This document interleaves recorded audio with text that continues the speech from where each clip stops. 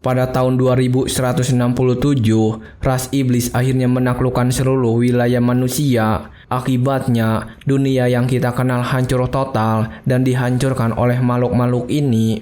Di tengah kekacauan, muncul Chen, pembunuh bayaran peringkat SS terakhir umat manusia. Meskipun hancur lebur, dia masih bertahan. Cerita ini membawa kita kembali 7 tahun ke belakang, saat beberapa raja iblis tiba-tiba muncul di bumi. Lenu, salah satu raja iblis tersebut, mengejek karakter utama kita, menyebutnya sebagai harapan besar umat manusia dan sampah yang menyedihkan. Dari sana dia bersiap menyerang, mengatakan bahwa tujuan pria itu sekarang hanyalah menjadi makanannya. Berikutnya, energi merah gelap mulai terbentuk di tangan makhluk itu. Dengan senyum jahat, Lenu berteriak bahwa Chen akan menjadi makanannya dan akibatnya menjadi kekuatannya. Dia melepaskan kekuatannya untuk mencoba menyerap dan memakan Chen sekali dan untuk selamanya. Dan begitu saja, energi jahat mulai mengonsumsi tubuh Chen, meninggalkan dia tanpa jalan keluar. Pada saat itu, Chen mengingat semua orang yang dia hilangkan, saudarinya,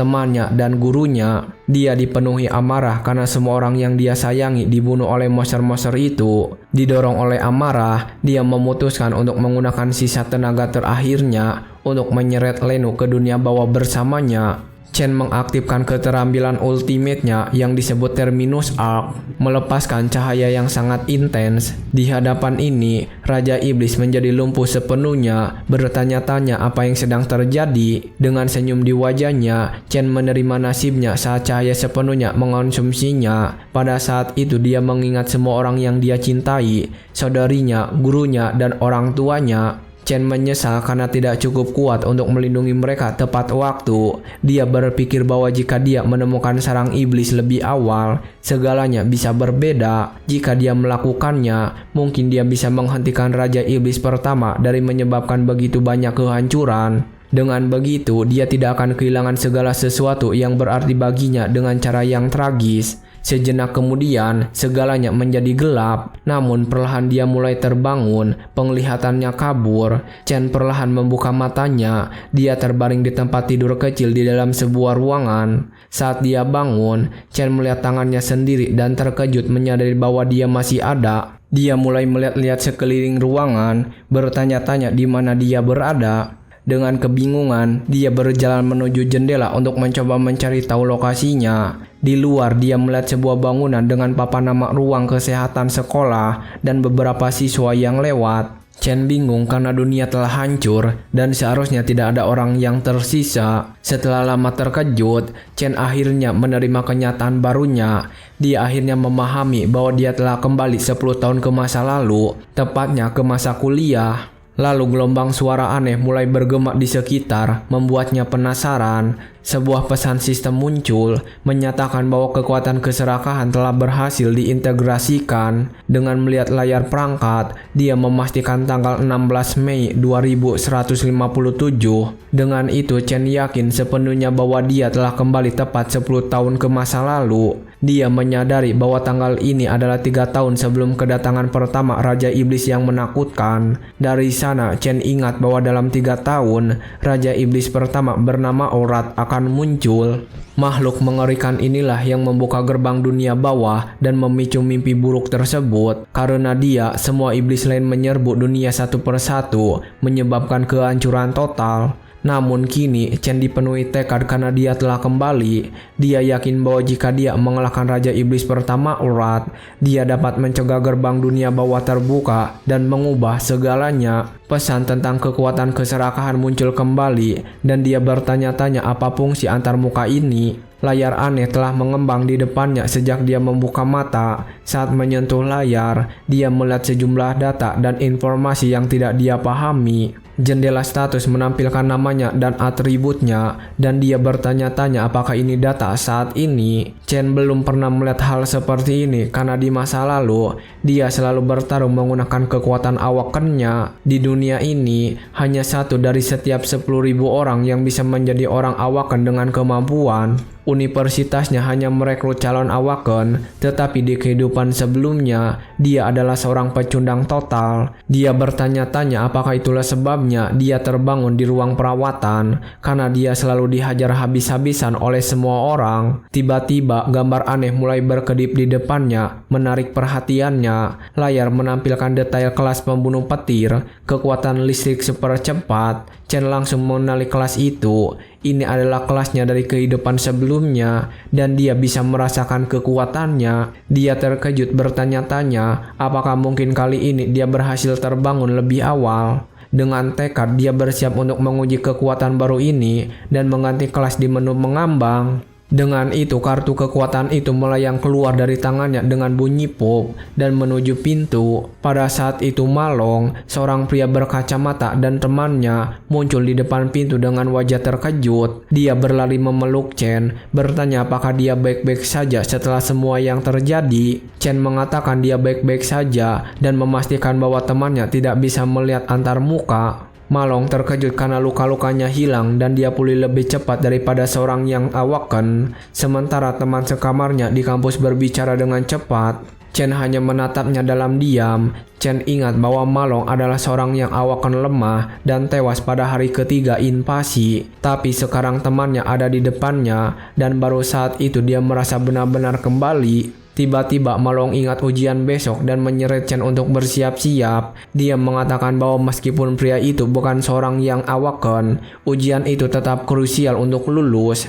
Jadi keduanya meninggalkan ruang perawatan dan berjalan melintasi kampus universitas yang luas. Banyak orang di sekitar, beberapa melatih kekuatan mereka dan yang lain hanya bersantai. Tempat itu penuh dengan kehidupan, dengan mahasiswa di mana-mana menggunakan kemampuan mereka. Chen berkomentar bahwa sudah lama dia tidak melihat orang hidup, yang membuat Malong kaget. Karena itu temannya menjadi takut dengan hal-hal aneh yang dia katakan dan menyarankan mereka untuk berjalan-jalan. Saat berjalan, Chen memikirkan bagaimana dia sudah kehilangan segalanya sekali dan tidak akan membiarkannya terjadi lagi. Dia tahu bahwa jika dia tidak berbuat apa-apa, masa depan yang mengerikan dan putus asa itu akan terulang kembali. Karena itu, pria itu memutuskan dia harus bertindak segera dan meningkatkan levelnya secepat mungkin. Di era ini, satu-satunya cara bagi seorang yang awaken untuk menjadi lebih kuat adalah dengan membunuh monster di lapisan iblis.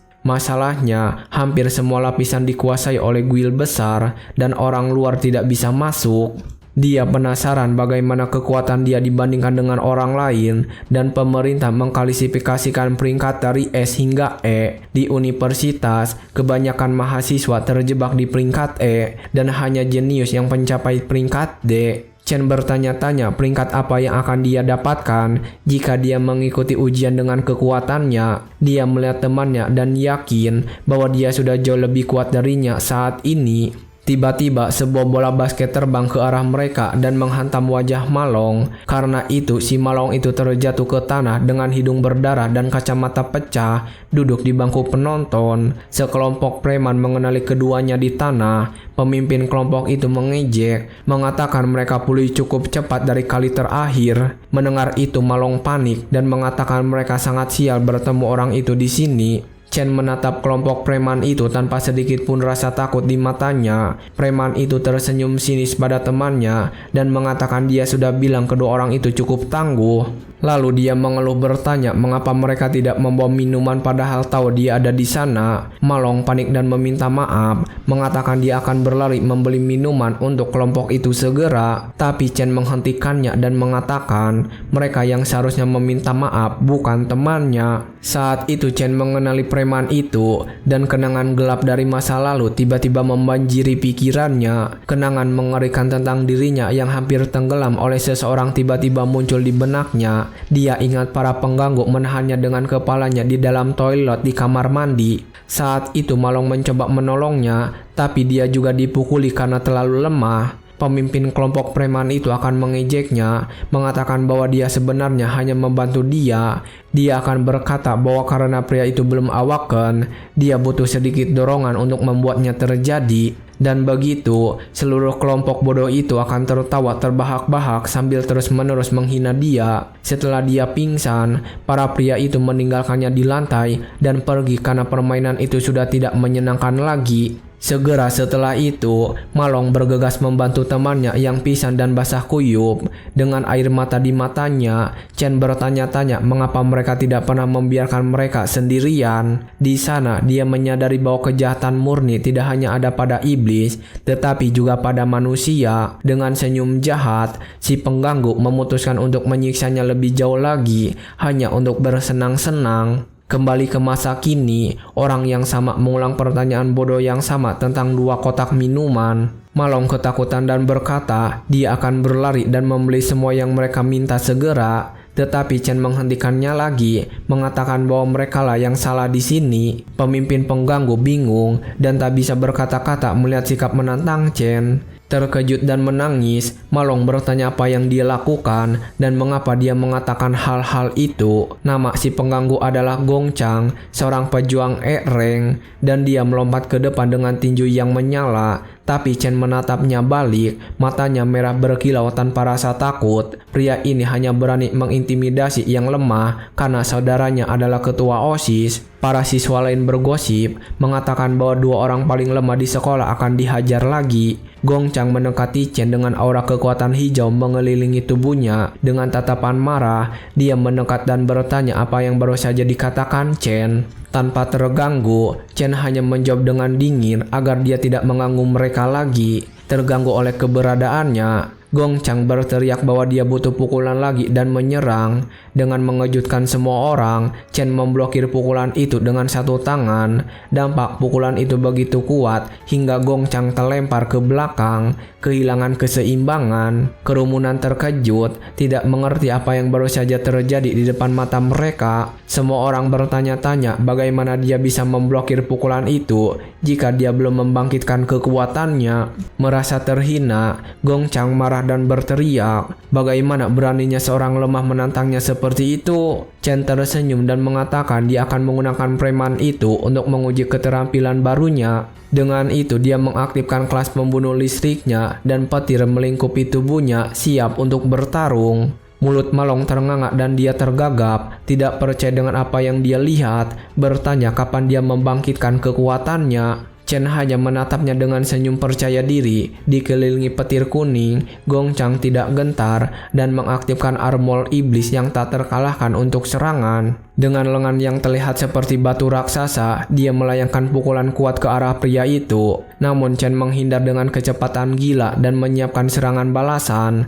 Tinju listriknya mendarat tepat di wajah si pengganggu dengan kekuatan dan ketepatan yang luar biasa. Dampak pukulan itu begitu kuat hingga pejahat itu terlempar jauh dengan satu pukulan saja. Kerumunan dan Malong terkejut total, tidak percaya dengan apa yang baru saja mereka saksikan. Di lantai, Gong Chang mengutuk Chen dan menuduhnya melakukan pukulan curang. Lalu dia berteriak pada teman-temannya, bertanya apakah mereka hanya akan berdiri dan menonton. Namun salah satu temannya begitu ketakutan hingga tidak bisa bergerak. Lagi pula, aura Chen begitu menakutkan sehingga tidak ada yang berani mendekatinya. Meskipun begitu, Gong Chang bangkit dengan penuh kebencian dan menyerang, berteriak bahwa dia akan menghabisinya. Chen dengan mudah menangkap lengan Gong Chang. Dengan tangan yang diliputi petir, dia memeras dengan keras, menyebabkan rasa sakit yang luar biasa pada Gong Chang. Dengan tatapan superior, Chen mengatakan bahwa Gong Chang terlalu lemah untuknya. Kemudian Chen melayangkan tendangan listrik ke dagu Gong Chang dengan sekuat tenaga. Pukulan itu begitu brutal hingga melemparkan Gong Chang terbang dan membuatnya pingsan selamanya. Gong Chang jatuh ke tanah dengan keras, menciptakan lubang kecil dan menakuti kerumunan. Gong Chang terbaring di tanah babak belur dan tidak bisa bangun setelah dihajar habis-habisan. Semua orang di sekitarnya terdiam kaget oleh pemandangan itu, sementara Malong tetap berlutut dalam keadaan terkejut. Dia tidak bisa mempercayainya dan tergagap-gagap, bertanya-tanya kapan Chen menjadi begitu kuat. Chen hanya menatap tangannya sendiri, sementara temannya panik karena kekuatannya. Setelah menganalisis statistiknya, dia sampai pada beberapa kesimpulan tentang situasinya yang baru. Yang pertama adalah dia bisa mengaktifkan bentuk pembunuhan listriknya kapan saja dia mau. Kedua, bentuk dasarnya sudah cukup untuk mengalahkan kebangkitan level E. Meskipun memiliki semua kekuatan, Chen menyadari ada masalah lain. Dia mengalahkan Gong Chang, tetapi statistiknya di sistem tidak berubah sedikit pun. Dia lalu menciptakan pisau petir, bertanya-tanya apa yang harus dia lakukan untuk naik level. Melihat itu, kerumunan panik dan Malong berteriak, bertanya apa yang dia rencanakan sekarang. Dengan itu, Chen mengarahkan pisau petir ke leher Gong Chang menakutinya. Dia lalu bertanya-tanya apakah cara mendapatkan pengalaman masih sama seperti di masa lalu. Jadi pria itu bersiap untuk mengakhiri hidup Gong Chang di tempat tanpa belas kasihan.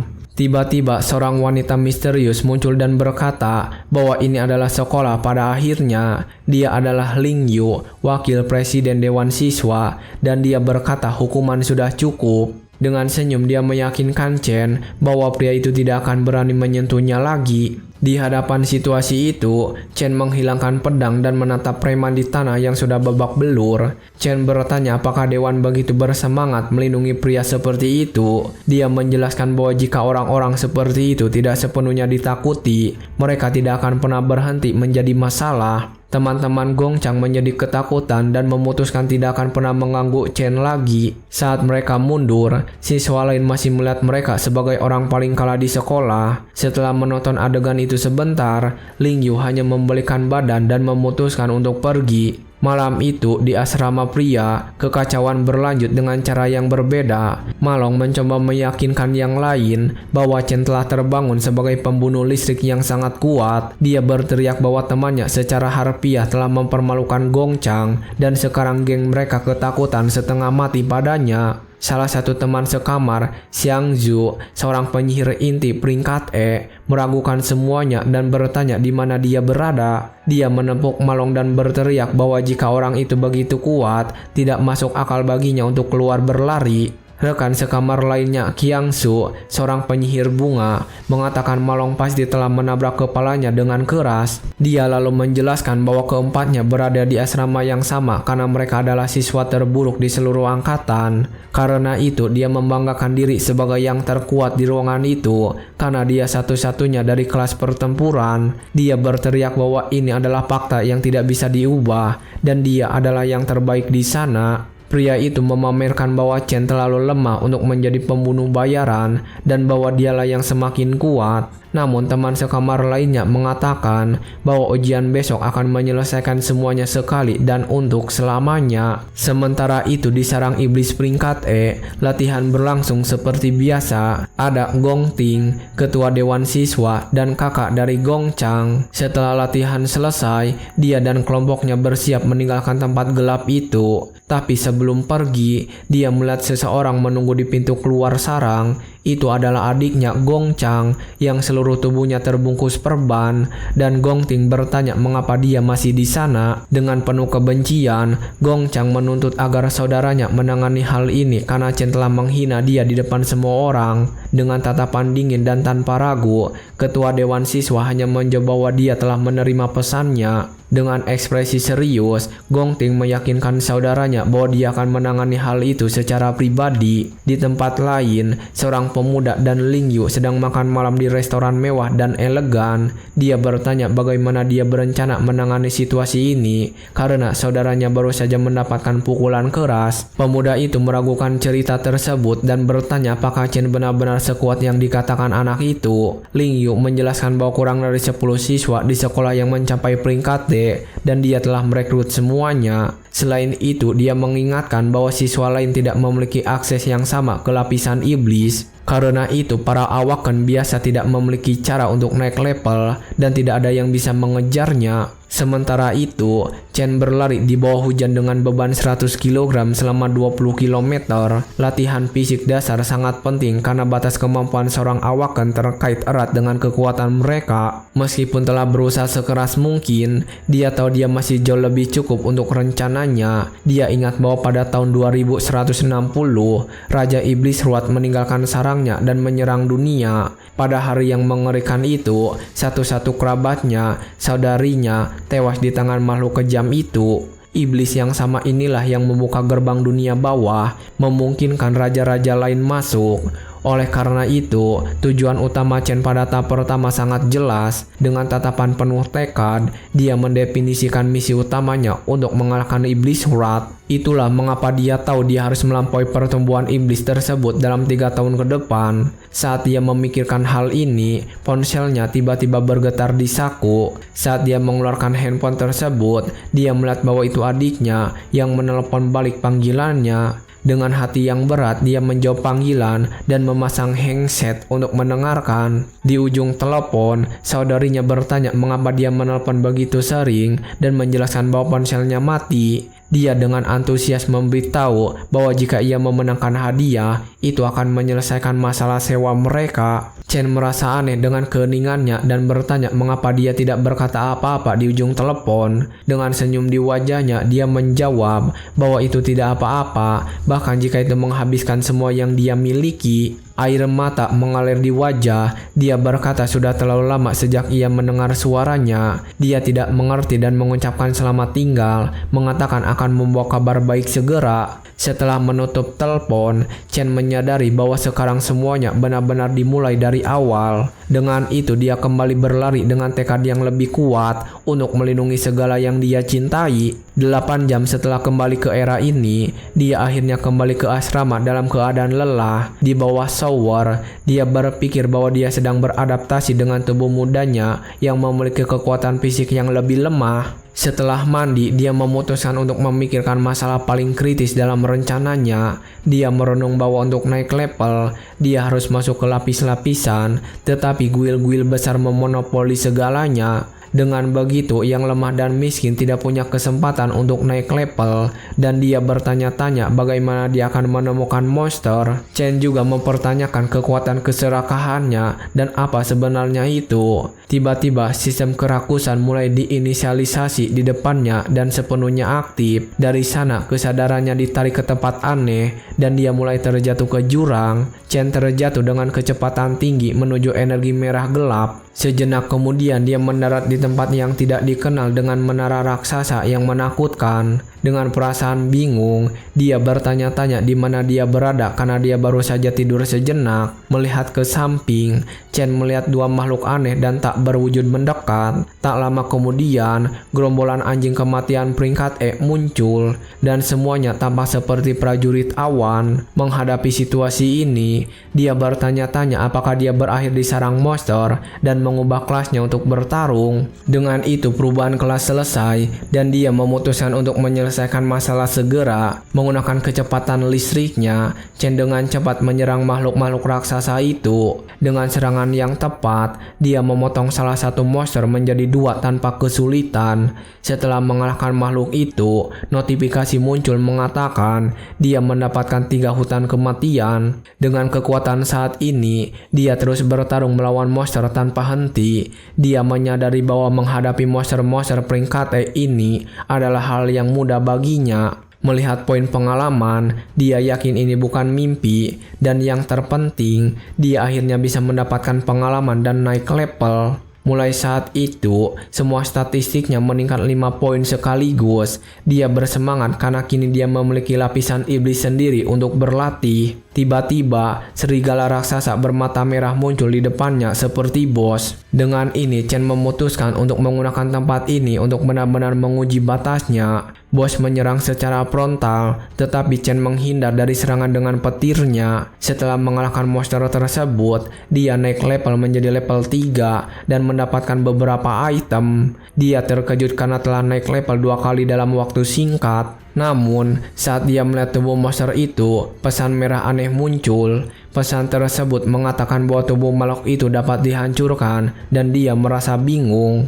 Tidak mengerti, Chen bertanya-tanya apa arti kata diaper. Dengan itu dia mengulurkan tangannya ke arah monster untuk melihat apa yang terjadi. Dengan cahaya terang yang memancar dari tangannya, dia bertanya-tanya apakah ini adalah kekuatan rakus. Dari sana tubuh monster itu hancur dan sepenuhnya diserap oleh Chen. Segera setelah itu, energi yang intens mulai muncul dengan kuat di tangannya. Di akhir proses, monster itu berubah menjadi kartu dan dia terkejut dengan hasilnya. Dia menyadari bahwa dia dapat memakan musuhnya dan mengubahnya menjadi kelasnya sendiri. Mata Chen melebar karena penemuan kekuatan baru ini. Pada saat itu dia mengingat adegan yang sangat familiar dan menakutkan dari masa lalunya. Chen menyadari bahwa ini adalah kekuatan yang sama yang digunakan oleh Raja Iblis Lenu melawan dirinya. Kekuatan keserakahan milik Raja Iblis, tetapi Chen mencuri kekuatan itu untuk dirinya sendiri. Dunia ini, setiap orang hanya bisa memiliki satu kelas dengan kelebihan dan kekurangannya masing-masing. Namun sekarang Chen telah melanggar aturan itu dan memiliki dua kelas sekaligus. Dari situ dia berpikir bahwa jika ia dapat memakan monster lain, dia akan memiliki lebih banyak kekuatan. Dengan tatapan yang teguh, dia menyadari bahwa dia dapat memiliki kelas tak terbatas jika terus melakukannya. Meskipun dia bersemangat, Chen bertanya-tanya mengapa dia memperoleh kekuatan yang begitu absurd. Dan selain itu,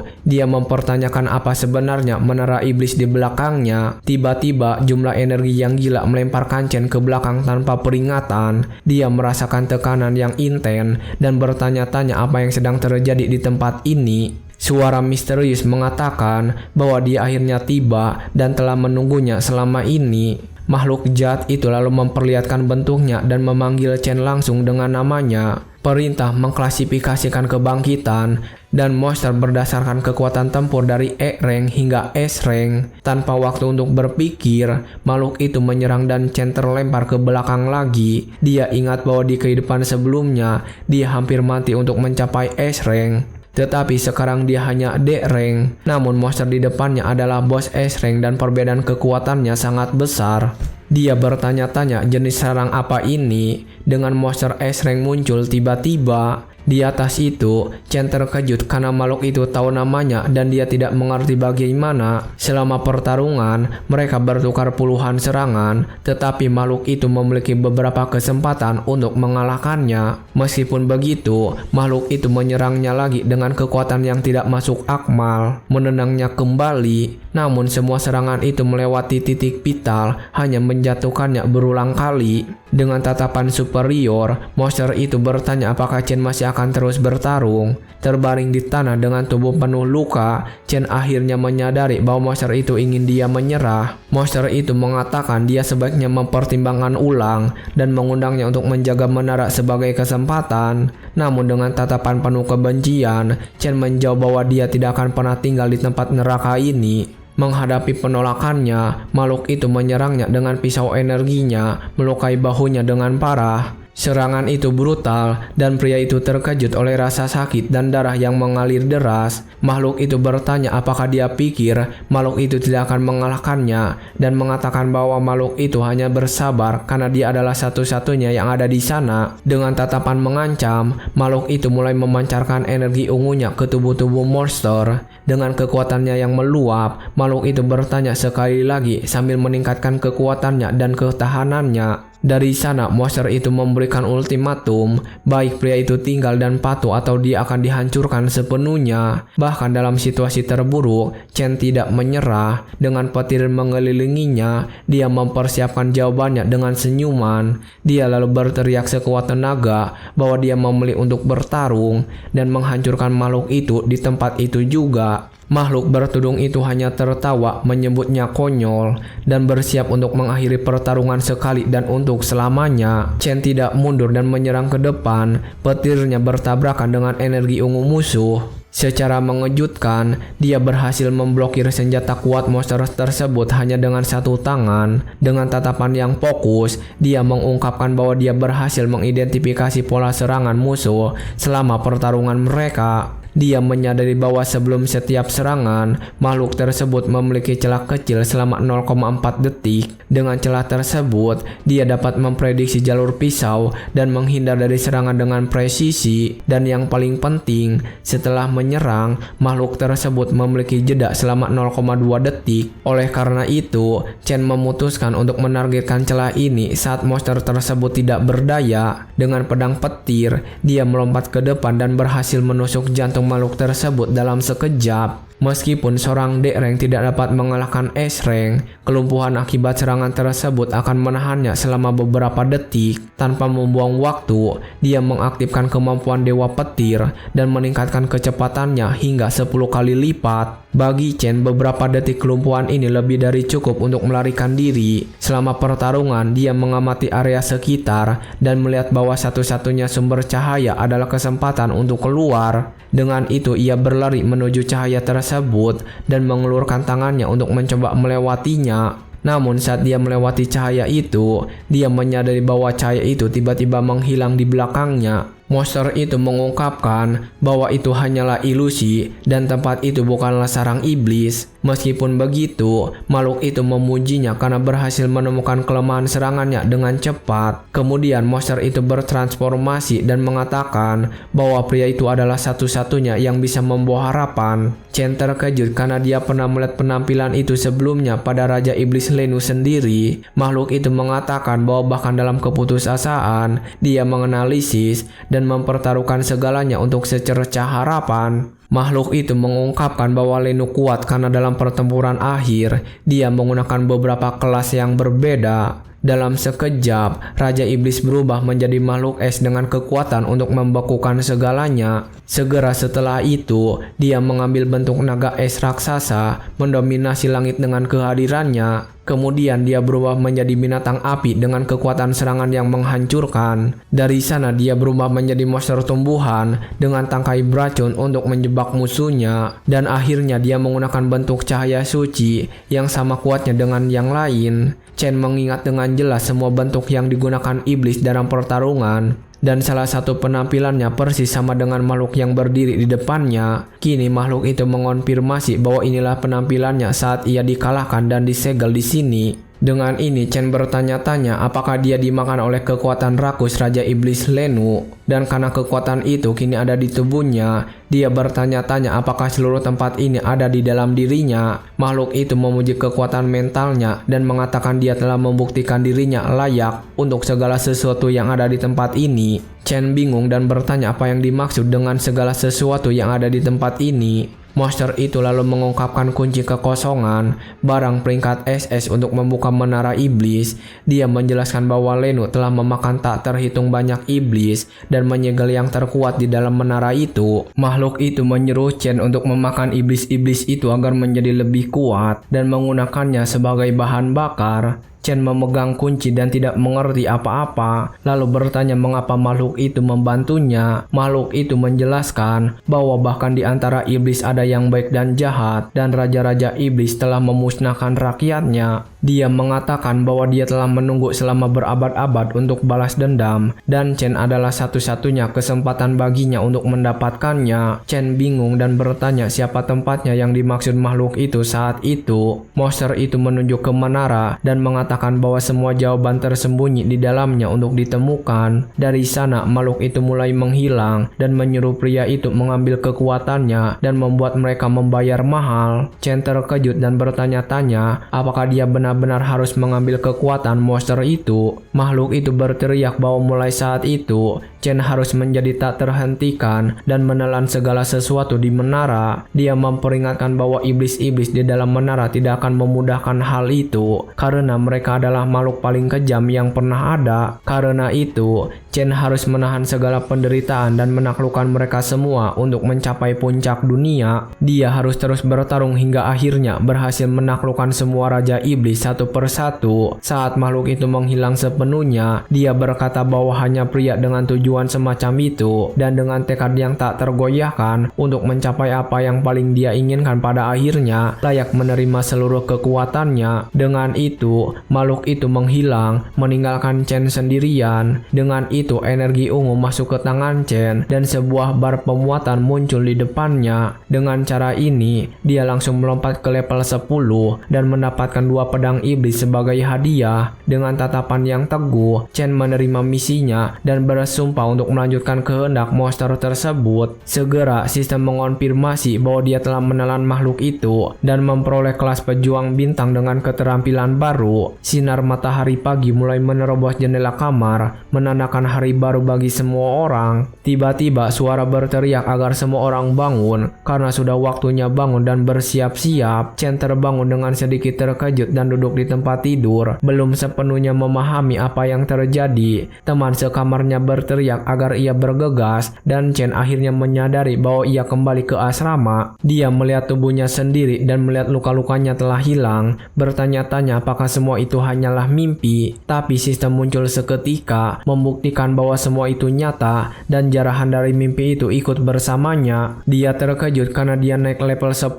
dalam semalam dan bertanya-tanya apa peringkatnya saat ini. Pada saat itu Sang Yu mendekati tempat tidur untuk berbicara langsung dengan Chen. Dia menengus, mengatakan bahwa seseorang mengatakan hal-hal aneh tentangnya semalam. Di belakang, Malong terlihat malu karena dia menyebarkan cerita itu kepada teman sekamar lainnya. Sang Yu berteriak bahwa dia mencoba mengambil posisinya sebagai yang terkuat di asrama. Dengan tatapan menantang, dia mengatakan bahwa tes peringkat akan menunjukkan apa yang sebenarnya dimiliki Chen. Saat kelompok itu berjalan ke lokasi tes, Sang Yu makan cemilan untuk bersiap. Dia membanggakan dirinya bahwa mereka semua peringkat E rendah, tapi dia satu-satunya peringkat E tengah di asrama. Pria itu menjelaskan bahwa perbedaan kekuatan sangat besar dan dia bisa mengalahkan 10 dari mereka sekaligus. Dari sana dia terus membanggakan diri dan mengatakan mungkin peringkatnya bahkan naik di ujian terakhir. Milong mengabaikan pria itu dan menyuruh Chen untuk menargetkan peringkat D dan membungkam orang bodoh itu. Dengan tampang berpikir, Chen hanya merenungkan ide mencapai peringkat D saat itu. Saat mereka berjalan melalui halaman, mereka melihat sekelompok siswa lain mendekati mereka. Sang Yu yang sangat bersemangat berteriak dan melambaikan tangan untuk menarik perhatian kelompok yang datang. Saat mereka tiba di lokasi tes, mereka menyadari bahwa semua orang sudah ada di sana jauh sebelum waktu yang dijadwalkan. Tiba-tiba anak buah Gong Chang muncul,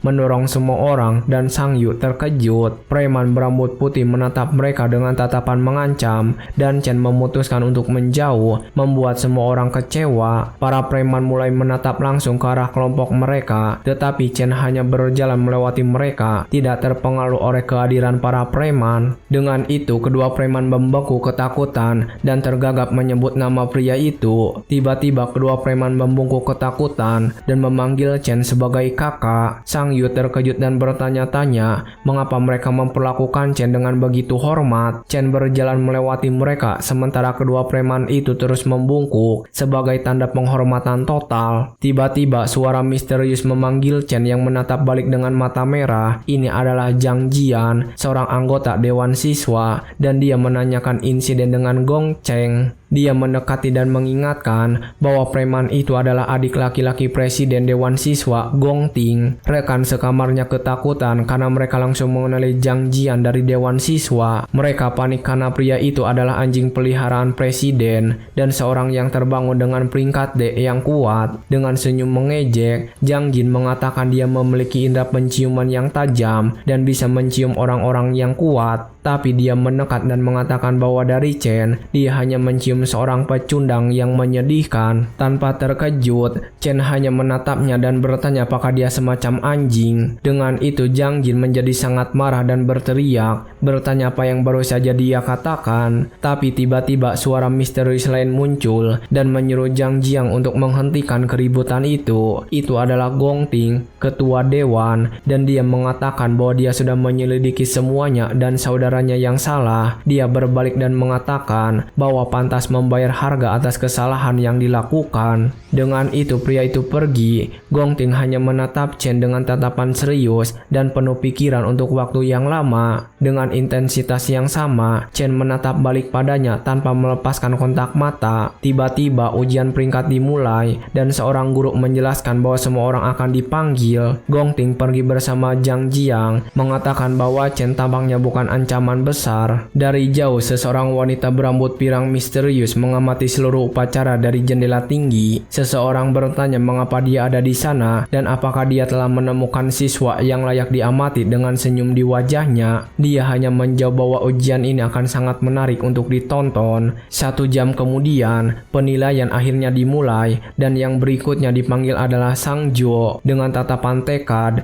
dia bersiap untuk menunjukkan kekuatan sejatinya kepada semua orang. Dia lalu berjalan menuju bot penilaian untuk memulai penilaian kekuatannya. Tes ini harus dilakukan secara individu di dalam lapisan iblis pelatihan. Di dalamnya ada hati iblis yang mampu menyerap energi siswa. Jadi mereka yang terbangun harus melepaskan semua energinya di depan hati itu. Dengan itu Sang Jo melepaskan ledakan kekuatan dengan sekuat tenaga ke perangkat tersebut. Hati iblis kemudian mentransmisikan energi yang terdeteksi ke peralatan eksternal melalui kabel. Dari sana mesin eksternal mulai memproses semua energi yang dilepaskan oleh siswa. Akhirnya energi tersebut ditampilkan di layar sebagai data dan Sang Jo mencapai peringkat E tengah. Guru mengonfirmasi hasilnya tetapi bertanya-tanya mengapa data lainnya belum muncul di layar. Milong menjadi gelisah dan mengatakan bahwa sekarang saatnya acara utama uji kekuatan. Selain peringkat saat ini, ujian ini juga dapat mengukur potensi maksimum yang dapat dicapai seorang siswa. Orang dengan potensi tinggi mendapatkan perhatian dari negara dan potensinya diklasifikasikan sebagai C.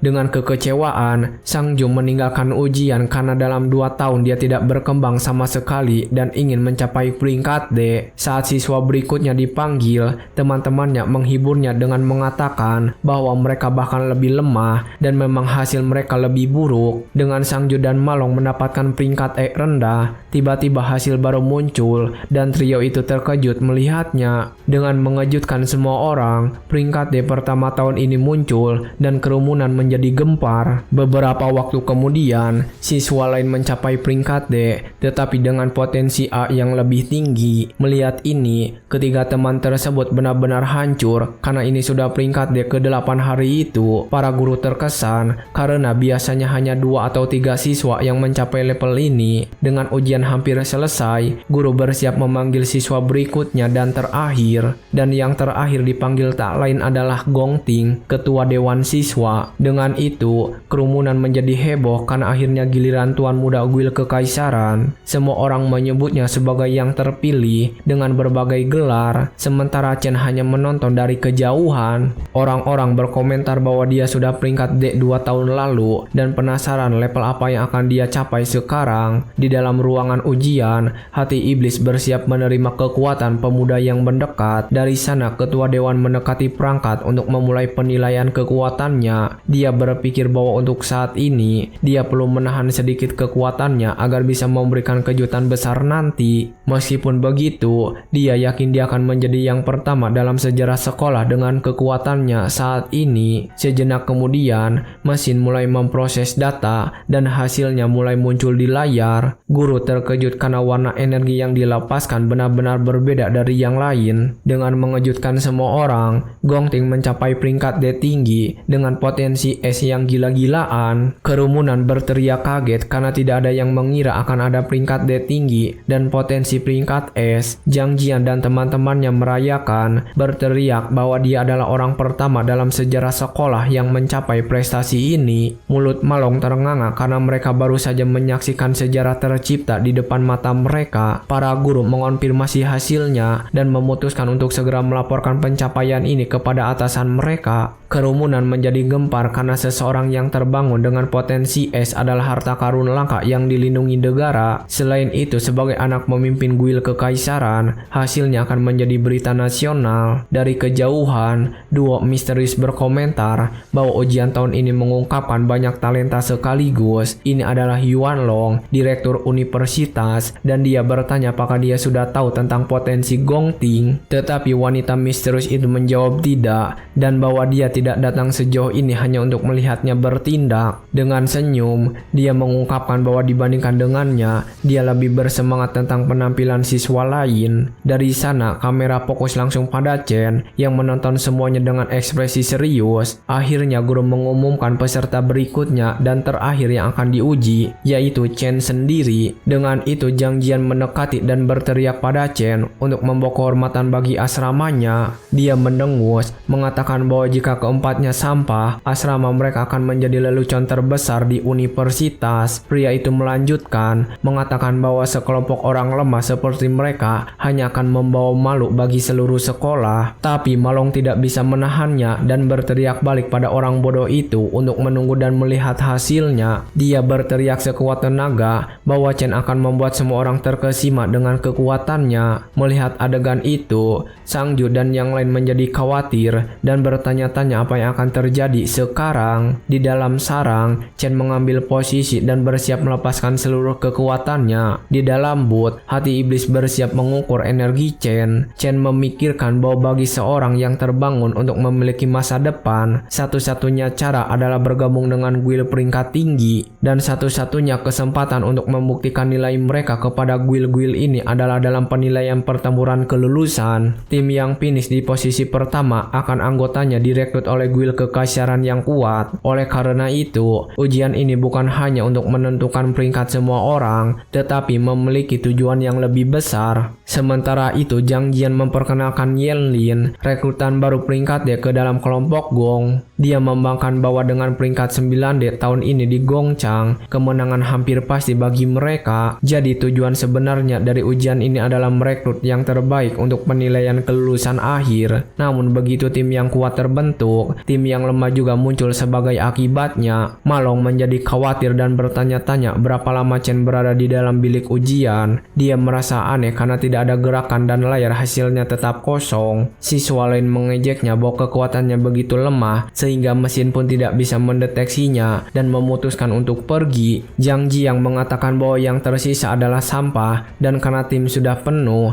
mereka bisa pergi sekarang. Dengan itu Gongting setuju dan menyuruhnya memanggil sisa tim agar mereka bisa keluar dari sana. Tapi tiba-tiba layar menyala dan hasilnya mengejutkan semua orang karena Chen adalah peringkat D tingkat tinggi. Teman sekamarnya dan siswa lain terdiam tak percaya dengan hasilnya. Dengan itu Malong merayakan dengan berteriak bahwa dia telah memberitahu semua orang bahwa temannya kuat dan dia benar. Di sisi lain, Gongting dan Zhang Jiang terkejut karena mereka tidak mengharapkan peringkat D tingkat tinggi. Namun tiba-tiba sistem mendeteksi ketidakstabilan dan meminta kandidat untuk mengulang tes. Chen memahami bahwa statistik dasarnya di level 10 setara dengan peringkat D tingkat tinggi. Dari sana dia memutuskan untuk menguji kekuatan lain dan memulai proses perubahan kelas di tempat itu. Setelah perubahan selesai, dia mengaktifkan Infernal Death King, kelas iblis terlemahnya. Tiba-tiba layar mulai berkedip dan peringkatnya berubah dari D menjadi C tingkat menengah di tempat itu. Teman-temannya kembali terkejut dan bertanya-tanya apa yang terjadi karena peringkatnya melonjak lagi. Zhang Jiang berteriak bahwa ini tidak mungkin dan mesin pengujian pasti rusak. Para guru panik karena mereka belum pernah melihat perubahan peringkat dan mengira sistem telah gagal. Sistem mendeteksi ketidakstabilan lagi dan hati iblis mulai berkeringat karena terlalu banyak kekuatan. Jadi Chen memutuskan untuk menggunakan kelas lainnya untuk melihat hasil akhirnya. Dia lalu mengaktifkan purgatori raksasa untuk akhir melepaskan sejauh mana kekuatannya. Dengan itu, hati iblis menjadi ketakutan dan tampak seperti akan meledak karena terlalu banyak energi. Tiba-tiba, energi ungu gelap menutupi langit seluruhnya, menakuti semua orang. Gongting dan yang lain menatap ke atas dan bertanya-tanya apa yang sedang terjadi. Teman-temannya mengatakan bahwa ini adalah pertanda dan bahwa sejarah sedang ditulis ulang hari ini. Mereka menyadari bahwa asrama mereka telah melahirkan monster level dewa. Pada saat itu, layar potensi mulai berkedip dan menampilkan huruf S emas yang sepenuhnya terdistorsi. Para guru berteriak kaget, bertanya-tanya apakah itu potensi S rank lain.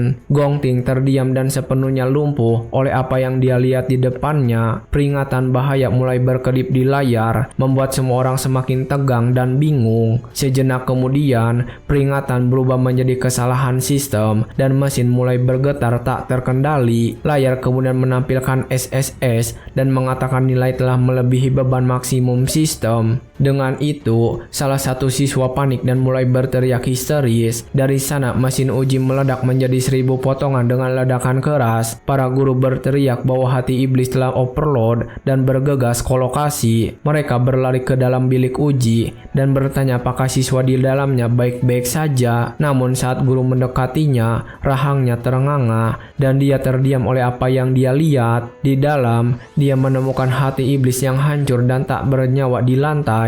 Guru lain bertanya-tanya apakah mesin hanya terbakar karena kelebihan beban hari ini. Chen berpikir dia berlebihan dan secara tidak sengaja menghancurkan jantung mesin. Namun dengan ini, dia menyadari bahwa kekuatan rakusnya bahkan dapat menelan inti mesin. Dan begitu, Chen keluar dari ruang uji coba dengan selamat tanpa luka sedikit pun. Dia lalu memutuskan untuk mengaktifkan kemampuan barunya untuk menguji apa yang sebenarnya bisa dilakukannya. Dengan kekuatan baru ini, dia kini dapat melihat peringkat sebenarnya dari semua orang di sekitar. Dengan ini, dia menyadari bahwa kemampuan ini sangat berguna untuk rencana masa depannya. Dia melihat Gong Ting dan menyadari bahwa pria itu juga menyembunyikan kekuatan aslinya. Dengan mesin yang rusak, guru-guru terpaksa menunda tes karena kecelakaan. Mereka menyatakan bahwa data Chen adalah kesalahan dan siapapun yang belum diuji harus kembali besok. Namun, Malong dan yang lain merayakannya, mengatakan bahwa tidak peduli apa yang mereka katakan, Chen adalah jenius. Tiba-tiba Zhang Jian muncul, berteriak bagaimana seorang pecundang seperti dia bisa mencapai peringkat C.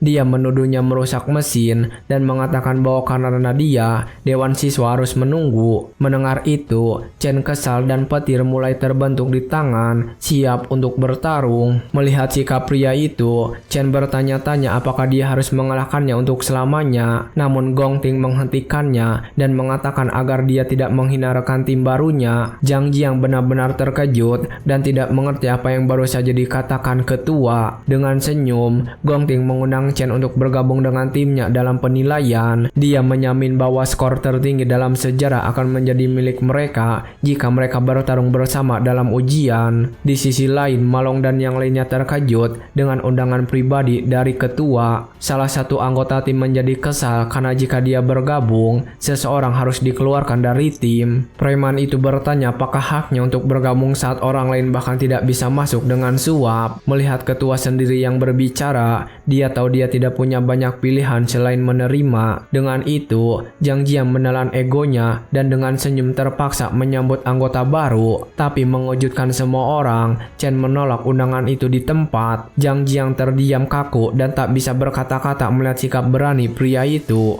Bahkan Gong Ting terkejut dengan penolakan itu dan menatap Chen dengan serius. Dengan wajah kesal, Zhang Jiang berteriak bahwa tim mereka adalah yang terkuat. Tapi Chen mengatakan dia tidak peduli. Dengan tatapan dingin, Chen memperingatkan mereka untuk tidak mengganggunya lagi dan membalikkan badan. Dengan itu, Zhang Jiang tersisa dengan amarah yang membara sementara Chen dan temannya berjalan pergi. Kerumunan terkejut, bertanya-tanya bagaimana Chen berani menolak ketua Dewan Mahasiswa. Beberapa siswa berspekulasi bahwa dia ingin posisi pertama untuk dirinya sendiri. Tetapi sekarang semua orang menantikan drama yang menarik. Dari kejauhan, teman sekamarnya tertawa melihat wajah-wajah pengganggu dan berpikir Chen sangat berani. Namun Gong Ting menenangkan anak buahnya dan mengatakan itu tidak apa-apa karena pria itu sepertinya punya rencana sendiri. Dari sana, para siswa mulai bubar di halaman kampus setelah ujian berakhir. Direktur Yuan Long menyesal bahwa kedua orang itu tidak membentuk tim karena dia berharap ada rekor sekolah baru. Namun wanita misterius itu tersenyum dan mengatakan bahwa dengan twist ini segalanya menjadi jauh lebih menarik. Dia menjelaskan bahwa bagi seseorang seperti Gong Ting, penolakan itu adalah deklarasi perang yang jelas. Pada saat yang sama, salah satu anggota dewan memperingatkan bahwa presiden mereka bukanlah orang yang bisa diremehkan. Zhang Jian masih marah dan mengatakan bahwa pria itu hanya sombong karena kesalahan dalam ujian kekuatan. Namun Gong Ting bertanya-tanya apakah ujian itu tidak salah dan bersumpah bahwa tidak ada yang akan mengambil tempat pertamanya. Salah satu anak buahnya menawarkan untuk memberi pelajaran pada Chen karena dia hanya pemula yang tidak berpengalaman. Di hadapan situasi itu, Gong Ting menatapnya dengan tajam dan bertanya apakah dia terlihat seperti orang yang picik, dan pria itu mundur. Karena itu, dia membubarkan tim, mengatakan dia tidak dalam mood dan pergi sendirian. Dengan tatapan gelap, Gong Ting mengatakan bahwa apapun yang dia lakukan tidak ada hubungan dengannya. Dari sana anak buah itu sedikit bingung, tapi segera memahami pesan bosnya. Dengan senyum jahat, dia mengonfirmasi bahwa dia mengerti dan bahwa presiden tidak ada hubungannya dengan itu. 10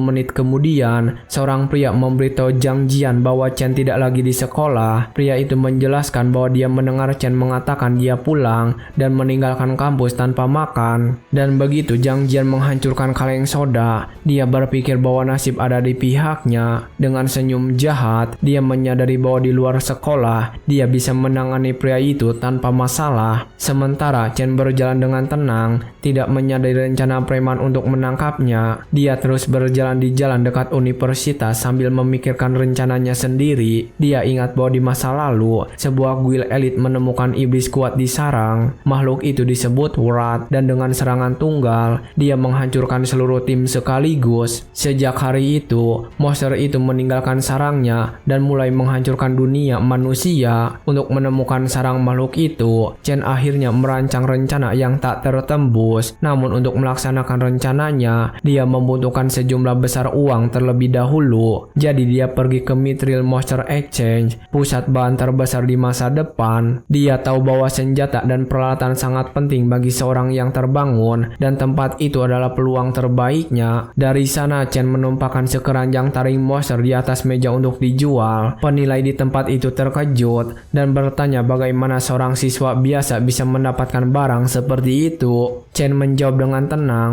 bahwa monster itu menjatuhkannya, dan pria itu bingung karena belum pernah melihatnya sebelumnya. Namun seorang karyawan wanita langsung mengenali barang itu dan mengatakan itu adalah Sangin Pang dari monster peringkat E. Saat wanita itu menjelaskan kegunaan barang tersebut, penilai memotong pembicaraannya dan mengatakan barang peringkat E tidak berguna. Dia membanggakan diri bahwa dia hanya menangani barang-barang D-rank dan di atasnya, jadi dia tidak berkewajiban mengetahui barang-barang sampah. Dalam pikirannya, pria itu mengeluh bahwa klien-klien bagus telah menghilang dan promosinya masih jauh. Karena itu dia memutuskan untuk tidak worth hastem dan bertindak untuk menyerahkan pekerjaan itu kepada pemula. Jadi dia menyuruh gadis itu untuk menangani semuanya dan hanya memberikan badan untuk pergi. Beberapa saat kemudian, wanita itu menyerahkan sebuah koper berisi uang dan bertanya apakah Chen membutuhkan sesuatu lagi. Melihat bahwa dia mendapatkan 18.000, dia berpikir bahwa uang tunai ini cukup untuk membayar sewa untuk saat ini. Setelah urusan pertama selesai, dia mengatakan bahwa dia masih punya satu hal lagi dan tangannya mulai bersinar. Dari sana Chen memanggil sebuah pedang iblis raksasa dengan aura ungu yang sangat jahat dan kuat. Para karyawan terkejut dan wanita itu benar-benar terkejut dengan senjata luar biasa di depannya. Wanita itu yakin bahwa meskipun belum pernah melihat senjata itu pasti setidaknya peringkat B atau mungkin bahkan peringkat A. Namun penilai kembali dengan sinis mengatakan bahwa senjata peringkat A harganya 1 juta dan dia belum pernah melihatnya seumur hidupnya. Tiba-tiba seorang pria berambut biru muncul dan setuju bahwa senjata itu bukan peringkat B, apalagi peringkat A. Dengan itu penilai berusaha menghibur bos dan mengatakan bahwa seorang siswa miskin tidak akan memiliki barang berharga. Namun bos mengungkapkan bahwa pedang itu adalah peralatan peringkat S dari tanah purgatori, mengejutkan semua orang. Dan begitu pasangan itu terdiam kaget dan penilaian berteriak tak percaya. Bos dengan antusias menjabat tangan Chen dan menyambutnya sebagai tamu istimewa. Sejenak kemudian dia mengundangnya ke ruang VIP dan mengatakan bahwa semua permintaannya akan diurus segera. Dengan senyum sinis,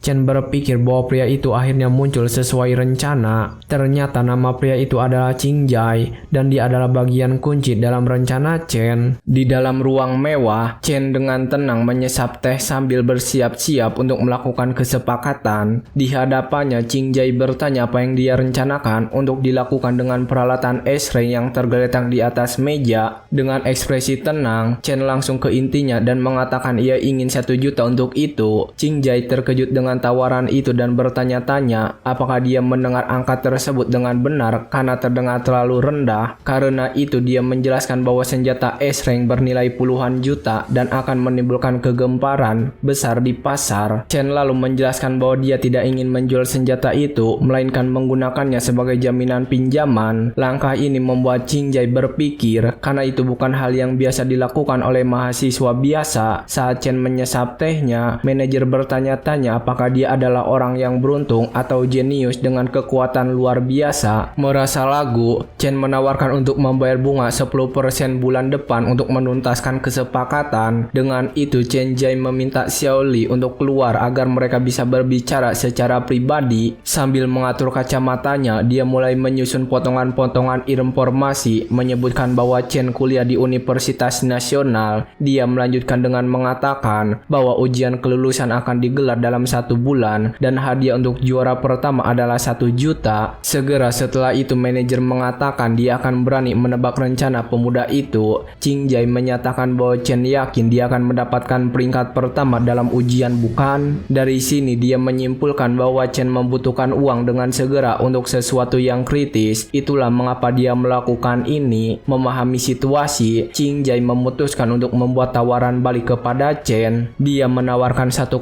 juta tunai di tempat dan bebas bunga selama 1 bulan. Dengan senyum licik dia mengulurkan tangannya dan mengatakan itu hanya gestur persahabatan di antara mereka. Chen diam sejenak menganalisis kebaikan hati manajer yang tiba-tiba. Melihat hal itu, Qing Jai meyakinkannya bahwa dia akan menjaga kerahasiaan dan hanya meminta prioritas dalam transaksi bisnis di masa depan. Chen terkesan dengan kecerdasan pria itu dan menyadari mengapa dia ditakdirkan menjadi nomor 1 di masa depan. Untuk menghancurkan Wrath, Chen tahu dia tidak bisa melakukannya sendirian. Itulah mengapa dia membutuhkan sekutu yang dapat diandalkan. Dan begitu saja, keduanya mendatangani kesepakatan dengan jabat tangan, menandai awal kemitraan baru. Segera setelah itu, mereka menggunakan kontrak mana untuk secara resmi mengesahkan negosiasi yang baru saja mereka buat. Dengan kontrak yang telah ditandatangani, uang masuk ke rekening Chen dan Qing Jai tersenyum puas dengan hasilnya. Pada saat itu, Qing Jai penasaran dan bertanya senjata apa yang akan digunakan pemuda itu dalam ujian kelulusan. Dia menyebutkan bahwa dia tidak memiliki barang peringkat S di stok, tetapi bisa meminjamkan beberapa senjata peringkat A atau B jika dia membutuhkannya. Chen Conley menolak dan dengan gerakan sederhana mulai memanggil sesuatu. Dengan mengejutkan semua orang, dia memperlihatkan pedang lain yang identik dengan yang dia gunakan sebagai jaminan. Pengungkapan ini membuat Qing Jai dan gadis berambut pink terdiam kagum, tidak mengerti bagaimana hal itu mungkin terjadi. Setelah semuanya terselesaikan, Qing Jai berpamitan kepada Chen, menyebutnya sebagai pahlawan sejati. Dari sana dia mengucapkan selamat kepada Xiao Li atas promosinya karena dia membantu mempertahankan klien penting tersebut. Saat sudah dalam perjalanan keluar, Chen berhenti sejenak dan berbalik untuk mengatakan satu hal lagi. Dengan wajah serius, dia mengatakan ingin membeli suatu barang sebelum pergi. Tak lama kemudian, Shen naik taksi dan menuju tujuan berikutnya. Dengan uang tunai di tangan, dia tiba di terminal bus jarak jauh dan berdiri di depan gedung. Pada saat itu, pemuda itu mulai mengingat kehidupan masa lalunya, di mana uang selalu menjadi masalah terbesar mereka. Tanpa adanya kesadaran, dia harus bekerja paruh waktu di beberapa tempat hanya untuk membayar sewa. Uang begitu ketat sehingga dia dan saudarinya hidup sehemat mungkin hanya untuk bertahan hidup. Meskipun menghadapi kesulitan, saudarinya berhasil mendapatkan surat penerimaan dari Akademi Seni. Chen ingat melihatnya dengan surat yang kusut dan menyadari bahwa dia telah diterima. Namun karena takut menjadi beban bagi keluarga, dia mengorbankan mimpinya untuk tetap berada di sampingnya. Kembali ke masa kini, Chen melihat ponselnya dan berpikir bahwa saudarinya Xiao Yan seharusnya sudah tiba. Tiba-tiba suara yang familiar memanggilnya membuatnya berbalik dengan cepat. Itu adalah saudarinya yang menegurnya karena menunggu di pintu masuk instead of pintu keluar. Seperti yang yang selalu dia katakan padanya itu adalah saudarinya Xiao yang muncul menggoda dia karena tersesat lagi. Chen membengkak di tempat. Sudah 7 tahun sejak dia terakhir kali melihatnya. Gadis itu lalu meminta bantuan untuk kopernya karena dia hanya berdiri di sana tanpa berbuat apa-apa. Tidak mengerti reaksinya, dia mengibaskan tangan di depan wajahnya dan bertanya mengapa dia hanya menatap. Di hadapan situasi itu, Chen tidak berkata apa-apa dan hanya menariknya ke dalam pelukan erat. Xiao terkejut dengan tindakan kakaknya dan tidak mengerti apa yang terjadi. Dengan senyum lega, Chen berpikir dalam hati bahwa dia akhirnya menemukannya lagi.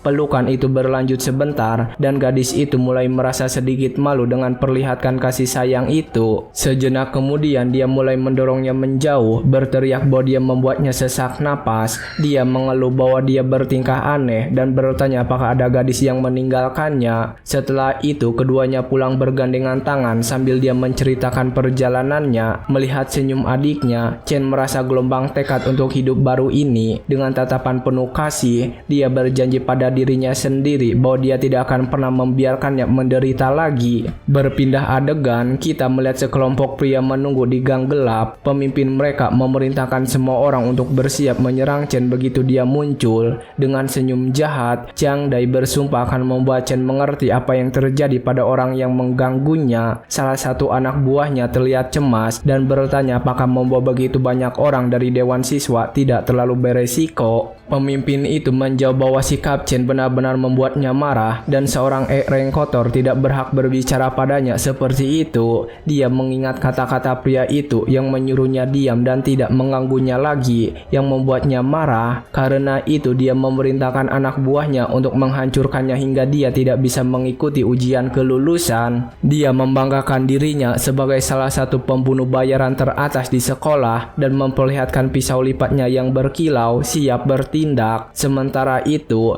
Chen dan saudarinya melanjutkan jalan-jalan mereka dengan tenang, sama sekali tidak menyadari bahaya yang mengintai. Gadis itu memperhatikan perilaku anehnya dan bertanya apakah dia stres karena ujian kelulusan. Dia bercanda bahwa seorang pria serius seperti dia tidak mungkin jatuh cinta, jadi itulah sebabnya dia bertindak seperti ini. Dengan itu, gadis itu mencoba menghiburnya, mengingatkan dia pada kata-kata penyemangat yang pernah dia katakan padanya. Untuk melengkapi, dia bahkan mulai bersenandung lagu tentang percaya pada diri sendiri untuk memotivasinya. Chen berpikir betapa peka adiknya karena menyadari perubahan perilakunya begitu cepat. Dia mengatakan semuanya baik-baik saja, tapi Chen berpikir dia hanya berpura-pura kuat karena kebanggaan laki-lakinya. Dia menghela napas dan berpikir bahwa saudaranya sudah tua dan membangun tembok di sekitar hatinya. Tanpa mereka sadari, saat mereka berjalan, kelompok Chiang Dai sudah mengawasi mereka siap menyerang. Salah satu anak buah Chiang memperhatikan saudara perempuan Chen dan menanyakan kepada pemimpinnya tentang dia. Dengan tatapan jahat dia berkata, ini bahkan lebih baik karena gang ini tidak ada kamera dan keseruannya akan lebih besar. Chen tiba-tiba merasakan aura permusuhan yang mendekat dengan cepat. Dia segera menyadari bahwa itu adalah anggota Dewan Siswa yang datang untuk membuat masalah. Chen terkejut mereka berhasil menemukannya begitu cepat di tempat yang begitu terpencil.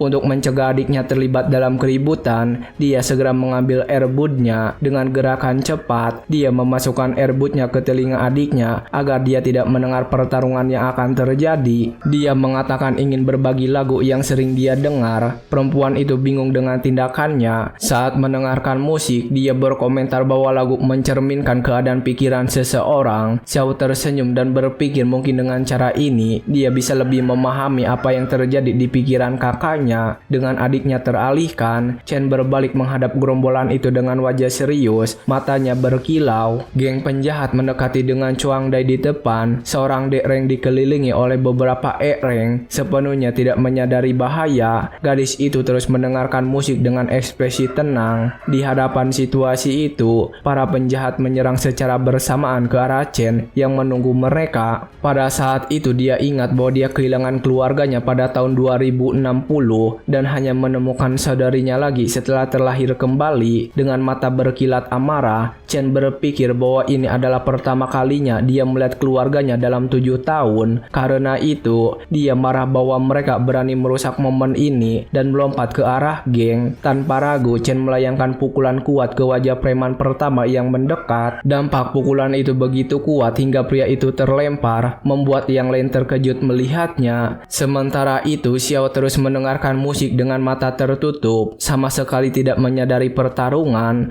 Chen bersiap menyerang lagi, tinjunya berkilau seiring melodi terus bermain. Salah satu penyerang bahkan tidak punya waktu untuk bereaksi sebelum dipukul tepat di wajahnya oleh pemuda itu. Dengan kelincahan yang mengesankan, Chen menghadapi beberapa musuh sekaligus tanpa kesulitan. Dia melepaskan tendangan kuat yang membuat preman lain terlempar ke udara, membersihkan jalan. Seorang pria mencoba serangan kejutan, pukulan besar mendarat tepat di wajahnya, namun Chen menghentikannya dengan satu tangan, menunjukkan kekuatan superiornya. Dengan gerakan cepat dan presisi, dia memutar lengan penyerang yang mulai panik. Pria itu berteriak kesakitan saat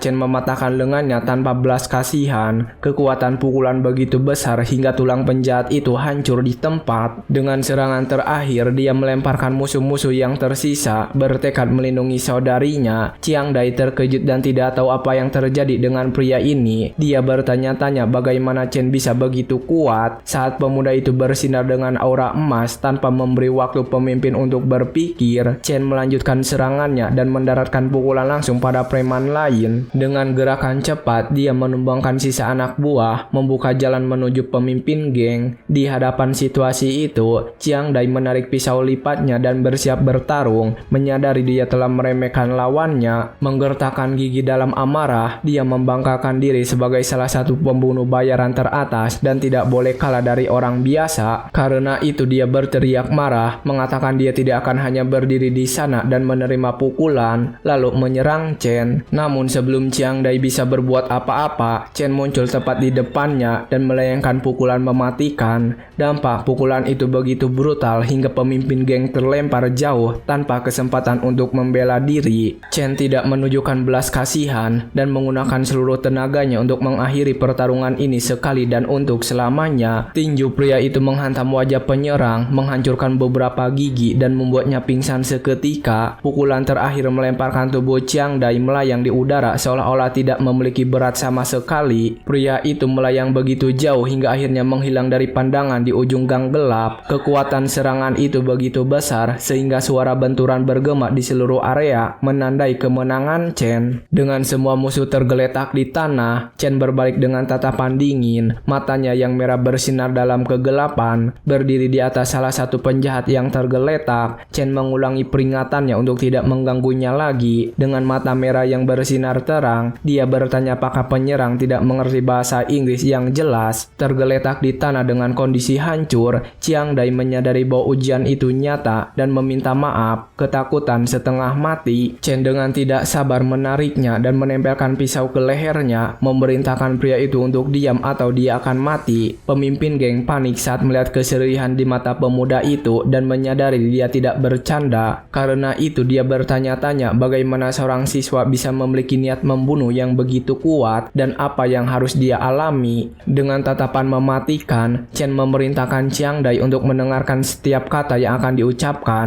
Dia menegaskan bahwa dia tidak peduli apa yang mereka lakukan, namun jika mereka berani mengancam keselamatan saudarinya. Chen mendekatkan pisau belati dan melanjutkan ancamannya, mengatakan bahwa jika mereka berani menampakkan diri di hadapannya dengan wajah marah, dia bersumpah tidak akan ragu untuk membuat mereka semua menghilang selamanya. Sang penyerang yang ketakutan dan menangis hanya mengangguk, tidak mampu berkata-kata. Setelah menyampaikan pesannya, Chen berjalan pergi, meninggalkan si pengganggu di belakang dan meletakkan pisau di tanah. Sementara itu, saudarinya masih mendengarkan musik dan air mata mengalir di wajahnya karena lirik lagu tersebut. Dia bertanya-tanya mengapa lagu itu membuatnya ingin menangis begitu banyak tanpa memahami alasan sebenarnya. Gadis itu berpikir bahwa mereka hanya terpisah beberapa hari, tapi dia bertindak seolah-olah telah menderita banyak dan meyakinkan dirinya bahwa dia selalu ada di sana. Melepas airbud, dia memanggil saudaranya dan mengeluh bahwa dia sangat mengganggu dengan lagu ini. Dengan senyum lembut, Chen lalu mengejutkan saudarinya dengan kotak hadiah kecil. Dia membuka kotak anak itu untuknya dan memperlihatkan pena emas yang indah, mengatakan itu adalah hadiah. Xiao terkejut saat mengenali itu sebagai pena gambar holografik, model terbaru di pasaran. Gadis itu bertanya dari mana dia mendapatkan uangnya, karena pulpen itu harganya lebih dari 10.000. Dia berpikir untuk mengembalikannya karena harganya terlalu mahal, dan Chen mengingat bagaimana dia tidak bisa melindungi mimpinya di masa lalu. Dengan tangannya masih berlumuran darah dari pertarungan, dia memutuskan tentang hidup barunya. Karena itu dia berjanji bahwa kali ini dia akan melindungi segala sesuatu yang milikinya. Saat penyerang berteriak minta tolong di latar belakang, di rumah, gadis itu mencoba hadiahnya dan mulai menggambar bentuk pink di udara. Dia terkejut saat menciptakan ikan hologram dan mengatakan bahwa luar biasa dia bisa menggambar di udara. Sementara itu, Chen makan dengan senang dan mengatakan dia senang dia menyukainya, memuji mie-nya. Namun, Xiao masih khawatir dan mengingatkan dia bahwa mereka harus membayar sewa dan dia tidak boleh menghabiskan uang seperti ini. Chen mengejutkannya lagi dengan mengatakan bahwa dia sudah membayar sewa untuk setahun penuh. Dengan canggung dia membuat alasan, mengatakan bahwa dia bermitra dengan seorang teman dalam sebuah kesepakatan bisnis dan mendapatkan uang. Gadis itu menyilangkan tangannya dengan curiga, berpikir bahwa kakaknya adalah pembohong yang buruk dan menyembunyikan sesuatu darinya. Meskipun curiga, gadis itu menyadari ada yang berbeda di mata kakaknya. Dia tampak lebih hidup. Dia berpikir sudah lama dia tidak melihat senyum bahagia dan tulus di wajahnya. Karena itu, Xiao menunjukkan kasih sayang dan kepeduliannya dengan gestur sederhana. Dia bertanya padanya bahwa apapun yang terjadi, dia tidak boleh memaksakan diri terlalu keras. Chen hanya menatapnya dan mengangguk setuju dengan senyuman sederhana untuk menenangkannya. Di tempat lain, terungkap bahwa Chiang Dai memiliki lebih 60% tulangnya patah. Seorang pria mengamati akuarium dan berkata bahwa bahkan penyembuh terbaik pun tidak bisa menyembuhkannya dalam sebulan. Dia tidak menyangka anak itu akan mengejar Chen dan berakhir dalam keadaan yang begitu mengenaskan. Seorang wanita yang duduk di dekatnya berkomentar bahwa dengan ini dia harus absen dari ujian kelulusan. Namun pemuda berambut licin itu tidak peduli dan berkata timnya hanya kehilangan beban mati. Sejenak kemudian, dia berbalik dan berhadapan dengan seorang pria tua berkacamata dan berkumis. Ini adalah Gong Sichuan, direktur universitas, yang kembali menyebut nama Chen. Direktur mengatakan dia telah memeriksa ulang hasil internal evaluasi peringkat terakhir untuk memastikan. Gong Sichuan mengonfirmasi bahwa Chen memang peringkat C,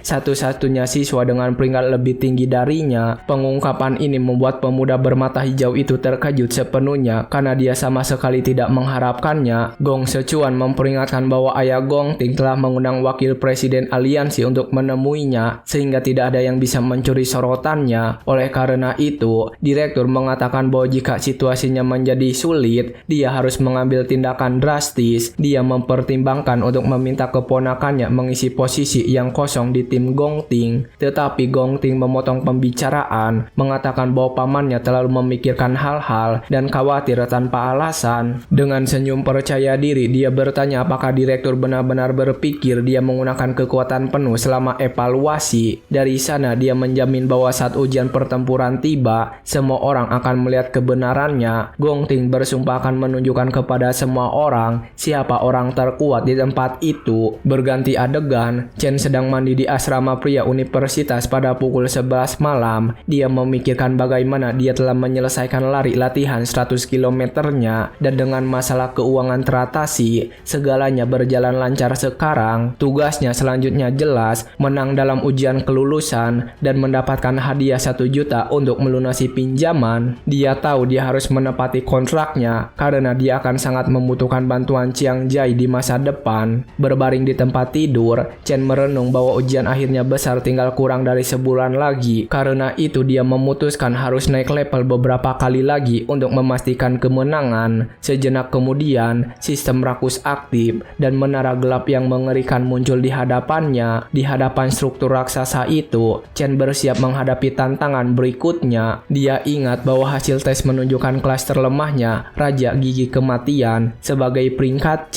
Sementara itu, kelas terkuatnya Raksasa Purgatory begitu kuat hingga tidak bisa diukur peringkatnya. Karena itu, peringkat 2 kelas lainnya masih menjadi misteri baginya. Dengan pemikiran itu, Chen memanggil kunci celah waktu peringkat SS siap digunakan. gunakan. Dan begitu dia menggunakan item tersebut untuk membuka gerbang menara iblis dan memutuskan untuk menguji kekuatan di dalamnya, gerbang terbuka, mengungkapkan portal kosmik, dan Chen penasaran seperti apa bagian dalam menara itu. Tanpa ragu, dia tersedot ke dalam pusaran ungu, menghilang sepenuhnya. Setelah tiba di sisi lain, Chen terkejut dengan apa yang dia lihat dan bertanya-tanya apa tempat ini. Dia berakhir di lokasi terpencil bernama Starpal Baron, tempat dengan lanskap yang asing. Tiba-tiba Chen merasakan sesuatu yang aneh dan tubuhnya bereaksi secara tak terduga. Dia hampir tidak bisa berdiri dan jatuh berlutut di tanah. Dia tidak mengerti apa yang sedang terjadi. Dengan usaha besar, Chen menyadari bahwa gravitasi di sini 10 kali lebih kuat dari normal. Dia melihat pintu telah hilang dan menyadari bahwa dia harus mengalahkan bos lantai untuk bisa keluar. Saat dia pulih, cakar ungu raksasa muncul tepat di depannya menandakan bahaya. Sejenak kemudian, seekor singa hantu peringkat B muncul, makhluk mengerikan yang siap menyerang. Untuk beradaptasi dengan gravitasi, Chen memutuskan untuk mengubah kelasnya dan sistem mulai melakukan transformasi. Kini sebagai pembunuh listrik, atributnya berfokus pada kecepatan dan keberuntungan untuk menghadapi makhluk tersebut. Dengan raungan ganas, Phantom Lion melompat ke arah Chen yang bersiap menahan serangan. Menggunakan kelincahannya yang baru,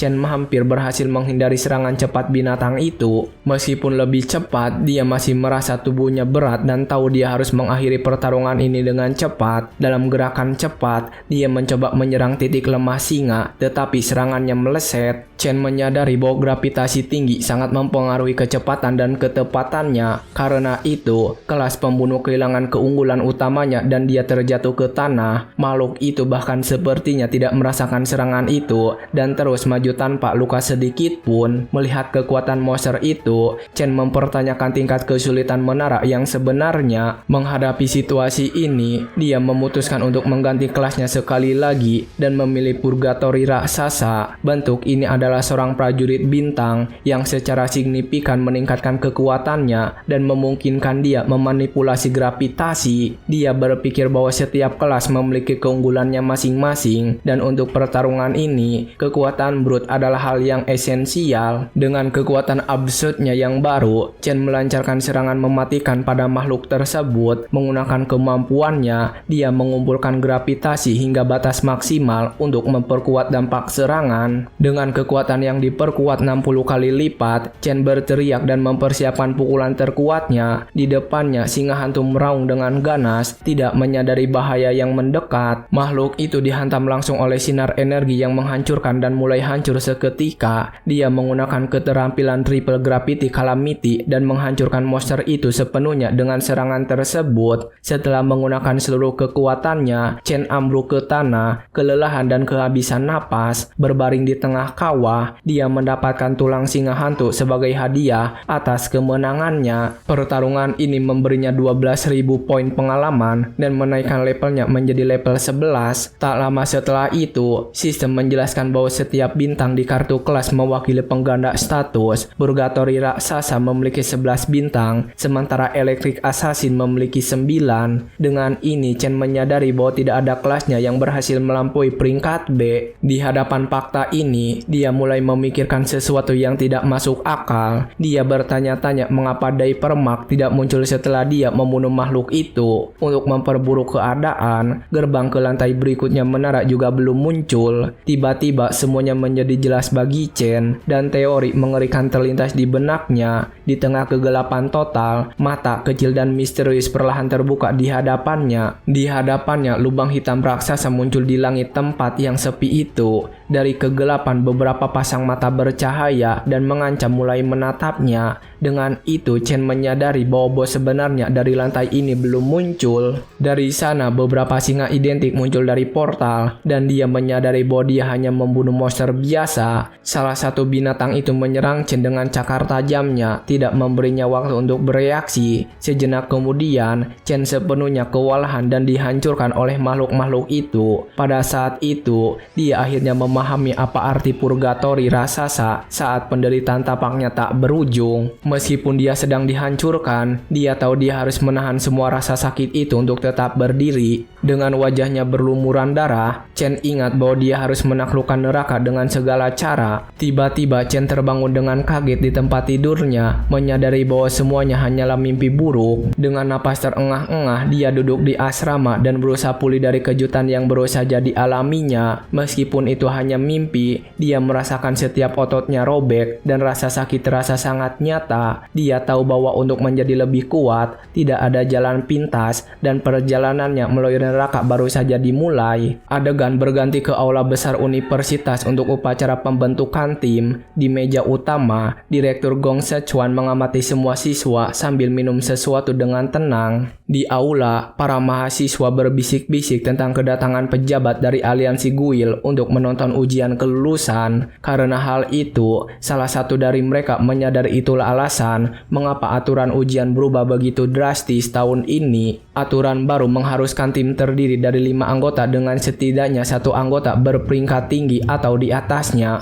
Saat mereka berspekulasi apakah perubahan ini untuk membuat hal-hal lebih menarik, Direktur Gong Xuan bersiap untuk berbicara dan mengumumkan bahwa informasi peringkat semua orang telah dikirim ke gelang pergelangan tangan mereka. Segera setelah itu, semua mahasiswa mulai memeriksa daftar yang muncul di perangkat mereka. Daftar tersebut menampilkan nama dan peringkat setiap siswa dengan Gong Ting di posisi teratas sebagai peringkat D tinggi. Tiba-tiba salah satu siswa berkacamata menunjuk layar dengan terkejut melihat sesuatu yang tidak masuk akal. Di bagian bawah daftar, Chen terdaftar sebagai peringkat E rendah. Menghadapi hal ini, pemuda itu tidak percaya dan bertanya-tanya bagaimana Chen bisa hanya peringkat E. Seorang gadis juga ingat bahwa ujiannya kembali dengan peringkat C dan tidak mengerti penurunan mendadak ini. Dua orang itu menyimpulkan bahwa inti iblisnya pasti telah hancur. Seorang siswa lain mengeluh karena dia ingin berpasangan dengannya. Tapi sekarang dengan peringkat itu, tidak ada yang mau dia di tim mereka. Salah satu dari mereka berkomentar bahwa Chen pasti menyesal menolak undangan Gong Ting. Selama itu Gong Ting hanya menonton seluruh situasi dengan ekspresi serius dan percaya diri, tanpa berkata apa-apa. Dari atas, Direktur Gong Xuan mengamati reaksi para siswa dengan tatapan dingin dan perhitungan. Dia memikirkan betapa tidak berguna keponakannya dan bertanya-tanya kapan dia akan belajar menggunakan kekuatannya dengan sungguh-sungguh. Karena itu dia memutuskan untuk memberi pelajaran padanya dan memastikan lawannya bahkan tidak memenuhi syarat untuk berkompetisi. Para siswa didorong untuk bergegas dan membentuk tim mereka. Sebagian besar dari mereka bergegas menuju Gong Ting, ingin bergabung dengan kelompoknya. Dalam waktu setengah jam, beberapa tim berhasil terbentuk, sementara beberapa lainnya masih kebingungan, tidak mampu mendapatkan cukup anggota. Tim Chen hanya memiliki 4 orang. Menurut aturan baru, mereka tidak dapat berpartisipasi tanpa anggota kelima, dan setidaknya salah satu dari mereka harus berperingkat E tinggi atau di atasnya. Ujian pertempuran kelulusan adalah satu-satunya kesempatan bagi semua orang untuk membuktikan nilai mereka. Hanya dengan meraih skor tim yang tinggi, mereka dapat memperoleh prospek pekerjaan yang menjanjikan. Dalam ujian akhir, jumlah monster di Gua Iblis akan ditentukan oleh jumlah anggota tim. Hal itu tidak dapat sesederhana semakin banyak orang, semakin mudah skornya. Strategi dan kekuatan sangat penting. Meskipun begitu, tidak ada yang mau bergabung dengan siswa peringkat rendah. Lagi pula, 3 siswa peringkat E terendah di seluruh sekolah semuanya berada di asrama Chen. Seorang siswa dari tim lain mendekati mereka dan bertanya kepada Xiang Juo apakah dia ingin bergabung dengan tim mereka karena mereka kekurangan 1 anggota. Pasti kamu tidak mau bergabung dengan ketiga sampah peringkat rendah dari asramamu. Salah satu dari mereka menyeringai, kalau tidak, kamu mungkin bahkan tidak lolos seleksi kelulusan. Jika keadaan terus seperti ini, ketiga peringkat E rendah itu sangat mungkin ditinggalkan oleh semua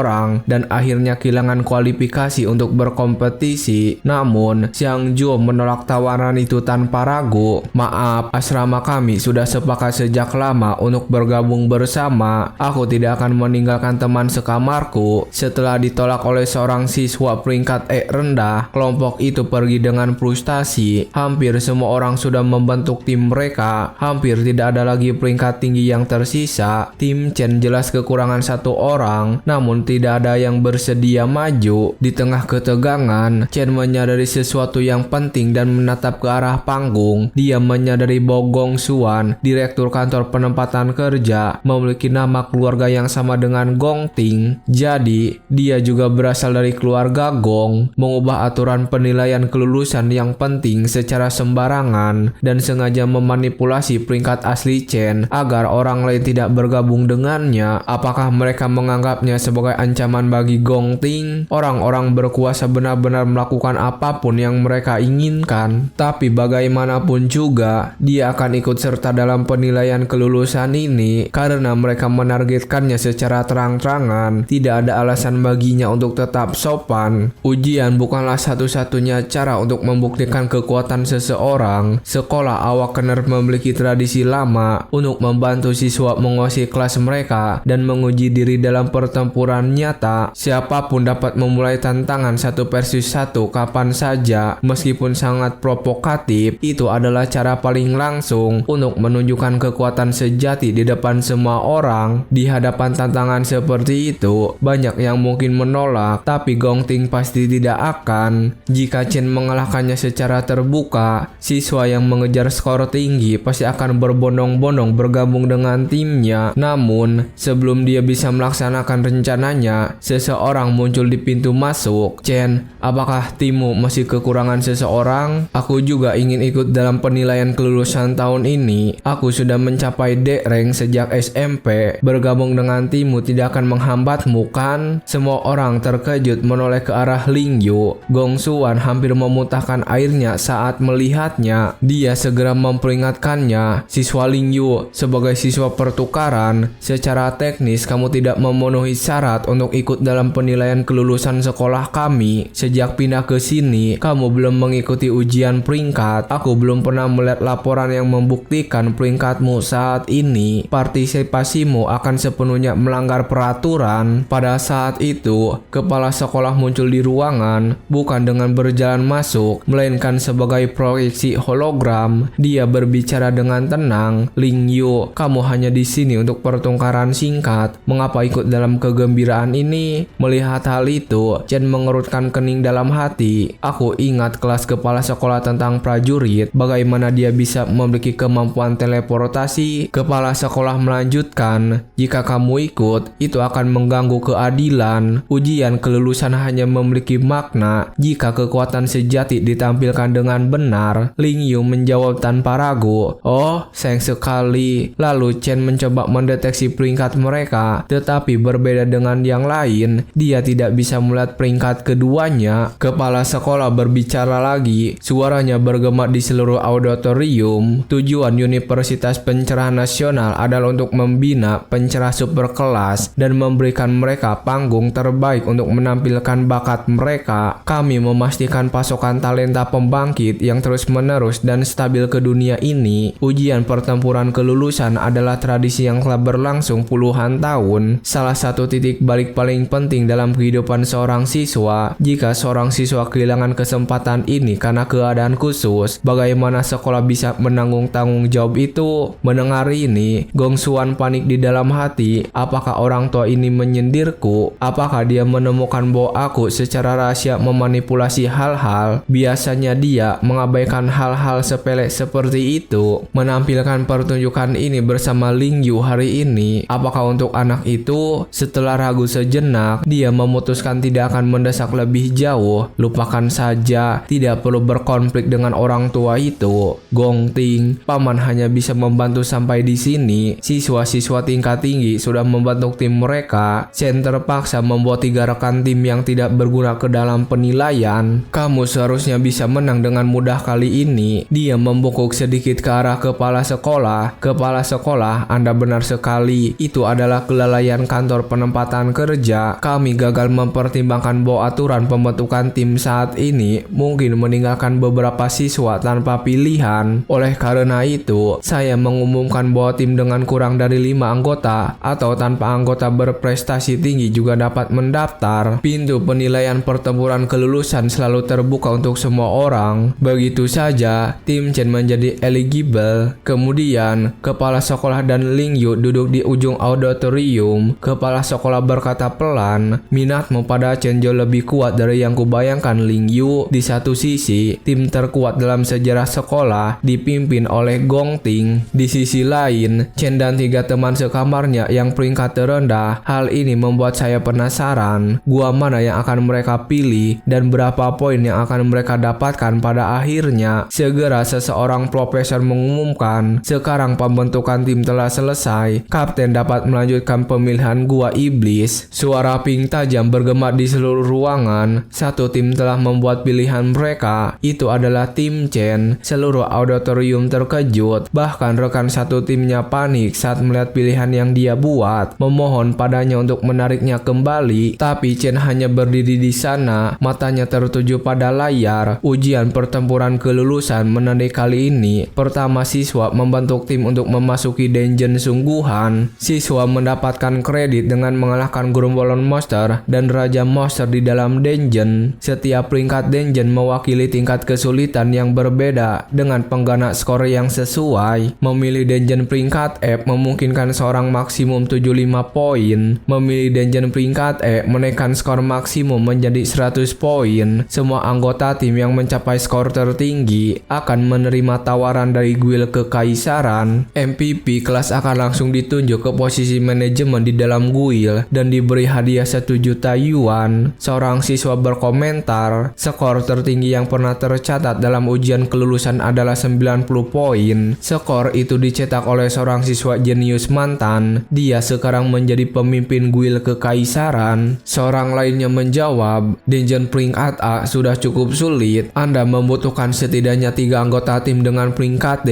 untuk memiliki peluang sedikit pun. Tim Gong Ting mungkin benar-benar menantang rekor sepanjang masa sekolah." Namun pada momen kritis itu, Chen langsung memilih opsi yang tersedia. Begitu tersedia, mengejutkan semua orang. Dia memilih dungeon peringkat D. Tidak ada yang pernah berhasil menyelesaikan dungeon peringkat D sebelumnya, seru seorang siswa. Apakah orang itu salah tekan tombol? Rekan-rekannya hampir kehilangan akal. Sebuah prom konfirmasi muncul di semua gelang pergelangan tangan mereka, menanyakan apa mereka setuju untuk masuk ke dungeon peringkat D. Pada saat yang sama, Gong Ting juga memilih dungeon peringkat D.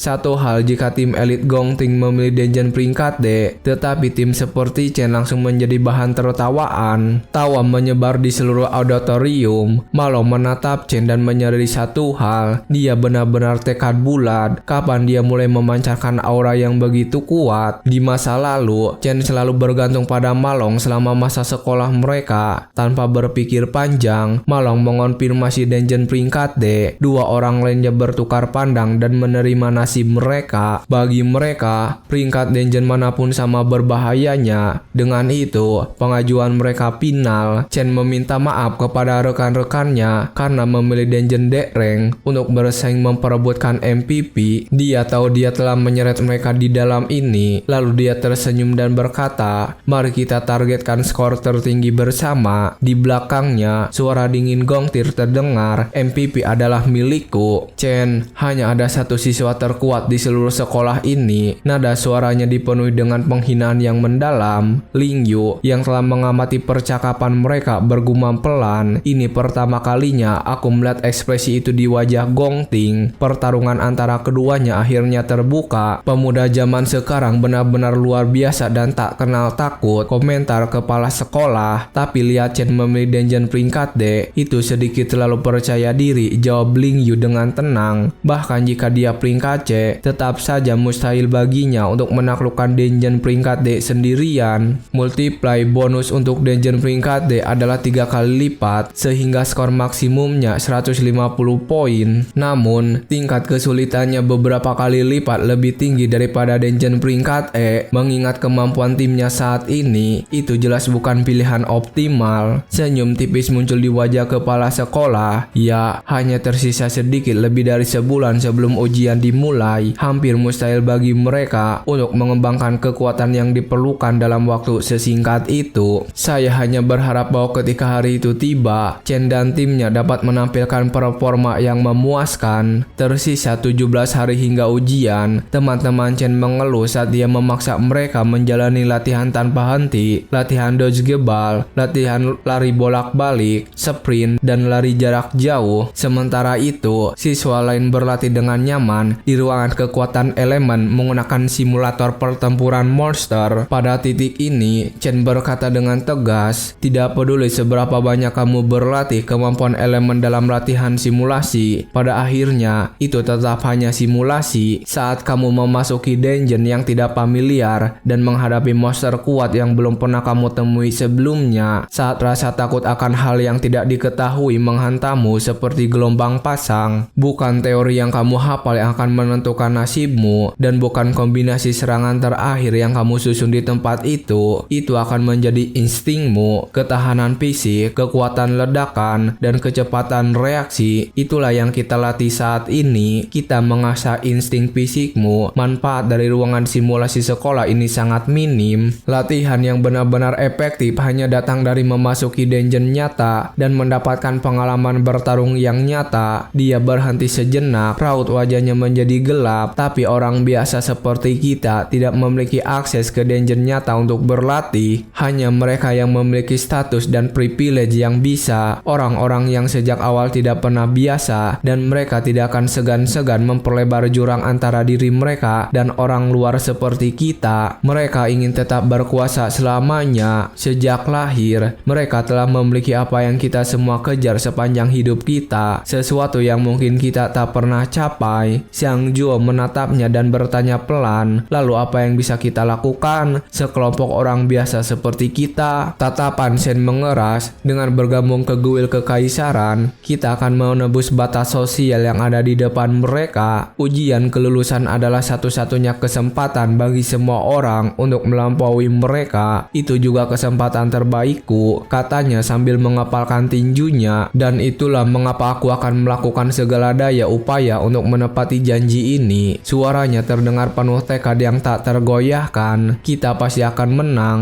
Setiap hari hingga ujian kelulusan, Chen hanya memiliki dua hal yang harus dilakukan: latihan dengan timnya sepanjang hari dan bertarung melawan monster transparan di malam hari. 2 hari sebelum ujian, dia telah meningkat pesat dan mencapai level 16 sebagai pembunuh Paul. Tapi sekarang pertempuran sesungguhnya akan dimulai. 17 Juni 2157, hari ujian pertempuran kelulusan. Saat siswa berkumpul, sebuah drone memperkenalkan diri sebagai pengawal mereka. Dia memerintahkan mereka untuk memeriksa apakah gelang pergelangan tangan dan perlengkapan mereka terpasang dengan benar. Segera setelah itu, ujian resmi dimulai. Sementara itu, kepala sekolah menyebut Gong Ling, salah satu pendiri guild kekaisaran, dan ayah Gong Ting. Di belakangnya, mobil lain berhenti. Cara kepala sekolah dan Gong Ling menyambut penumpangnya membuat para siswa penasaran. Siapa yang begitu penting? Sekilas melihat pria yang keluar, para siswa merasa seolah-olah disambar petir. Karkain Desis, wakil ketua aliansi guild dunia, kedatangannya menandakan arti penting yang luar biasa dari acara tersebut. Dia diantar masuk untuk mengamati para siswa yang mengikuti ujian. Gong Xuan menjelaskan bahwa 184 siswa mengikuti ujian pertempuran kelulusan dibagi menjadi 28 tim. Dari jumlah tersebut, 23 tim memilih F-rank layer, 3 tim memilih E-rank layer, dan 2 tim memilih D-rank layers. Sigrid, sekretaris jenderal aliansi guild, berkomentar bahwa menarik melihat siswa memilih D-rank layer. Bahkan partai guild profesional menganggap D-rank layer berbahaya. Dia bertanya apakah siswa telah diberi peringatan yang cukup tentang resikonya. Gong Xuan meyakinkannya bahwa semuanya telah dijelaskan dengan jelas sebelumnya. Karena siswa jarang memiliki akses ke pertempuran nyata, sebagian besar dari mereka berlevel rendah. Mereka hampir tidak bisa menangani gerombolan biasa di lapisan F-rank. Untuk memberi gambaran yang lebih jelas, dia berkata, di dalam sarang F-rank ada salamander rahang duri. Siswa bisa mengalahkan gerombolan biasa, tetapi mereka hampir tidak bisa bertahan melawan bos dungeon. Salamander rahang duri besar, kekuatan bos jauh melebihi monster biasa dengan peringkat yang sama. Namun di lapisan E-rank, monster-monster tersebut setara kekuatan dengan bos dungeon F-rank. laba-laba kumbang rusak. Kesulitan berada di level yang sama sekali berbeda. Bagi kebanyakan siswa, hampir mustahil untuk membersihkan monster-monster tersebut, apalagi mengalahkan bos dungeon. Sigrid lalu bertanya tentang langkah-langkah keamanan yang diterapkan jika siswa menghadapi bahaya ekstrim. Gonglin meyakinkannya untuk tenang. Siswa-siswa adalah sumber daya paling berharga sekolah. Personel guild kekaisaran bersenjata ditempatkan di luar setiap lapisan. Jika bahaya ekstrim terdeteksi, mereka akan bertindak segera. Selain itu, gelang pergelangan tangan setiap peserta ujian dilengkapi dengan fungsi teleportasi. Saat seorang siswa memutuskan untuk menyerah dalam ujian, mereka akan langsung diteleport keluar dari dungeon. Meskipun semua resiko dan tindakan pencegahan ini, dua tim tetap memilih lapisan D-Rank. Sigrid berkomentar bahwa sekolah ini benar-benar penuh dengan talenta. Di dalam dungeon D-Rank, puncak hutan awan, Chen dan timnya berhadapan dengan monster lapisan, monyet kelelawar hantu. Chen menjelaskan bahwa monyet-monyet ini ahli dalam serangan kelompok dan memiliki kecepatan dashing udara yang sangat cepat. Dia memperingatkan rekan-rekannya untuk selalu waspada terhadap serangan terjun mereka. Tepat saat dia selesai berbicara, monyet kelelawar melancarkan serangan mereka. Ketiga rekan timnya berhasil menghindar dengan presisi. Mereka terkejut. Mereka baru saja menghindari serangan dari monster D-Rank dan masih hidup. Tapi saat mereka menoleh untuk melihat apa yang terjadi pada monster yang menyerang mereka, mereka terdiam. Chen telah menghabisi mereka semua dengan satu serangan. Chen mengatakan kekuatan mereka saat ini belum cukup untuk menghadapi monster-monster ini. Mereka hanya perlu melindungi diri dan menyerahkan sisanya padanya. Jujur saja, mereka tidak sepenuhnya putus asa. Mereka berhasil menghindari monster D-Rank, makhluk yang setara dengan Lord F-Rank, yang kebanyakan siswa bahkan tidak bisa menghadapinya meski bekerja sama. Pada saat itu, Xiang Zhuo akhirnya memahami mengapa Chen telah melatih kecepatan reaksi dan ledakan tenaga mereka dengan begitu ketat sebelumnya. Dia tidak pernah mengira mereka akan memberikan dukungan. Dia hanya melatih mereka cukup untuk bertahan hidup. Namun, Xiang Zhuo tidak puas dengan penemuan ini. Dia telah menjadi pemimpin asrama hingga saat ini. Namun di sini dia bergantung pada anak ini untuk membawanya lulus. Chen adalah ancaman. Dia tidak membuang sedetik pun untuk membantai monster demi monster, seolah-olah itu tidak memerlukan usaha sama sekali. Xiang Zhuo tidak percaya pada Malong ketika dia mengatakan Chen kuat. Namun, melihatnya dengan mata kepalanya sendiri, dia terlihat begitu kuat hingga sulit dipercaya bahwa dia hanyalah seorang lulusan. Dia mirip dengan prajurit yang telah teruji dalam pertempuran. Xiang Zhuo benci perasaan tertinggal. Jadi ketika monster lain menyerang mereka, dia menggunakan mananya untuk mengikat kaki monster itu dan berteriak di atas keributan kepada yang lain. Malong, kita tidak bisa hanya menjadi beban dan bergantung sepenuhnya pada Chen. Ini bukan hanya ujian kelulusan dia, tapi juga kita. Terinspirasi oleh kata-katanya, keduanya segera setuju. Yu mencoba menjebak monster itu dengan mantra floranya, Fine Lock, tetapi makhluk itu lepas hampir seketika. Mereka mencoba lagi, kali ini menggabungkan mantra awan Malong, Frost Breeze, dengan Fine Lock Xiang Zhuo. Kontrol ganda akhirnya menahan monster itu. Sekarang mereka berteriak. Mereka memanggil Xiang Zhuo untuk melepaskan keterampilan penyihir nuklirnya, Burst Flame Ballet. Serangan itu mengenai, tetapi monster itu menolak untuk jatuh begitu saja. Xiang Zhuo dan Malong mendekati batas mereka dan tidak bisa mempertahankan penahanan lebih lama. Melihat ini, Xiang Zhuo memutuskan untuk all out. Dia mengaktifkan kemampuan penyihir nuklir tingkat lanjut. Peluru api ledakan terpusat. Ledakan meletus seperti ledakan nuklir mini. Beberapa saat kemudian, drone kecil terbang dan mengucapkan selamat kepada mereka karena berhasil membunuh monster. Mereka melakukannya. Mereka benar-benar berhasil mengalahkan monster D-Rank. Sebuah prestasi yang sama sekali tidak sepele. Bahkan Chen yang menyaksikan pencapaian mereka terlihat sedikit terkejut. Dia tersenyum pada mereka. Bagus sekali. Saat itu, drone bergegas ke arah Chen dan mengumumkan bahwa semua gerombolan di sarang telah dibersihkan. Gong Xuan terkejut melihat hal itu. Dia tahu para siswa ini memulai dengan nol pengalaman pertempuran nyata dan mereka berhasil membunuh monster peringkat D.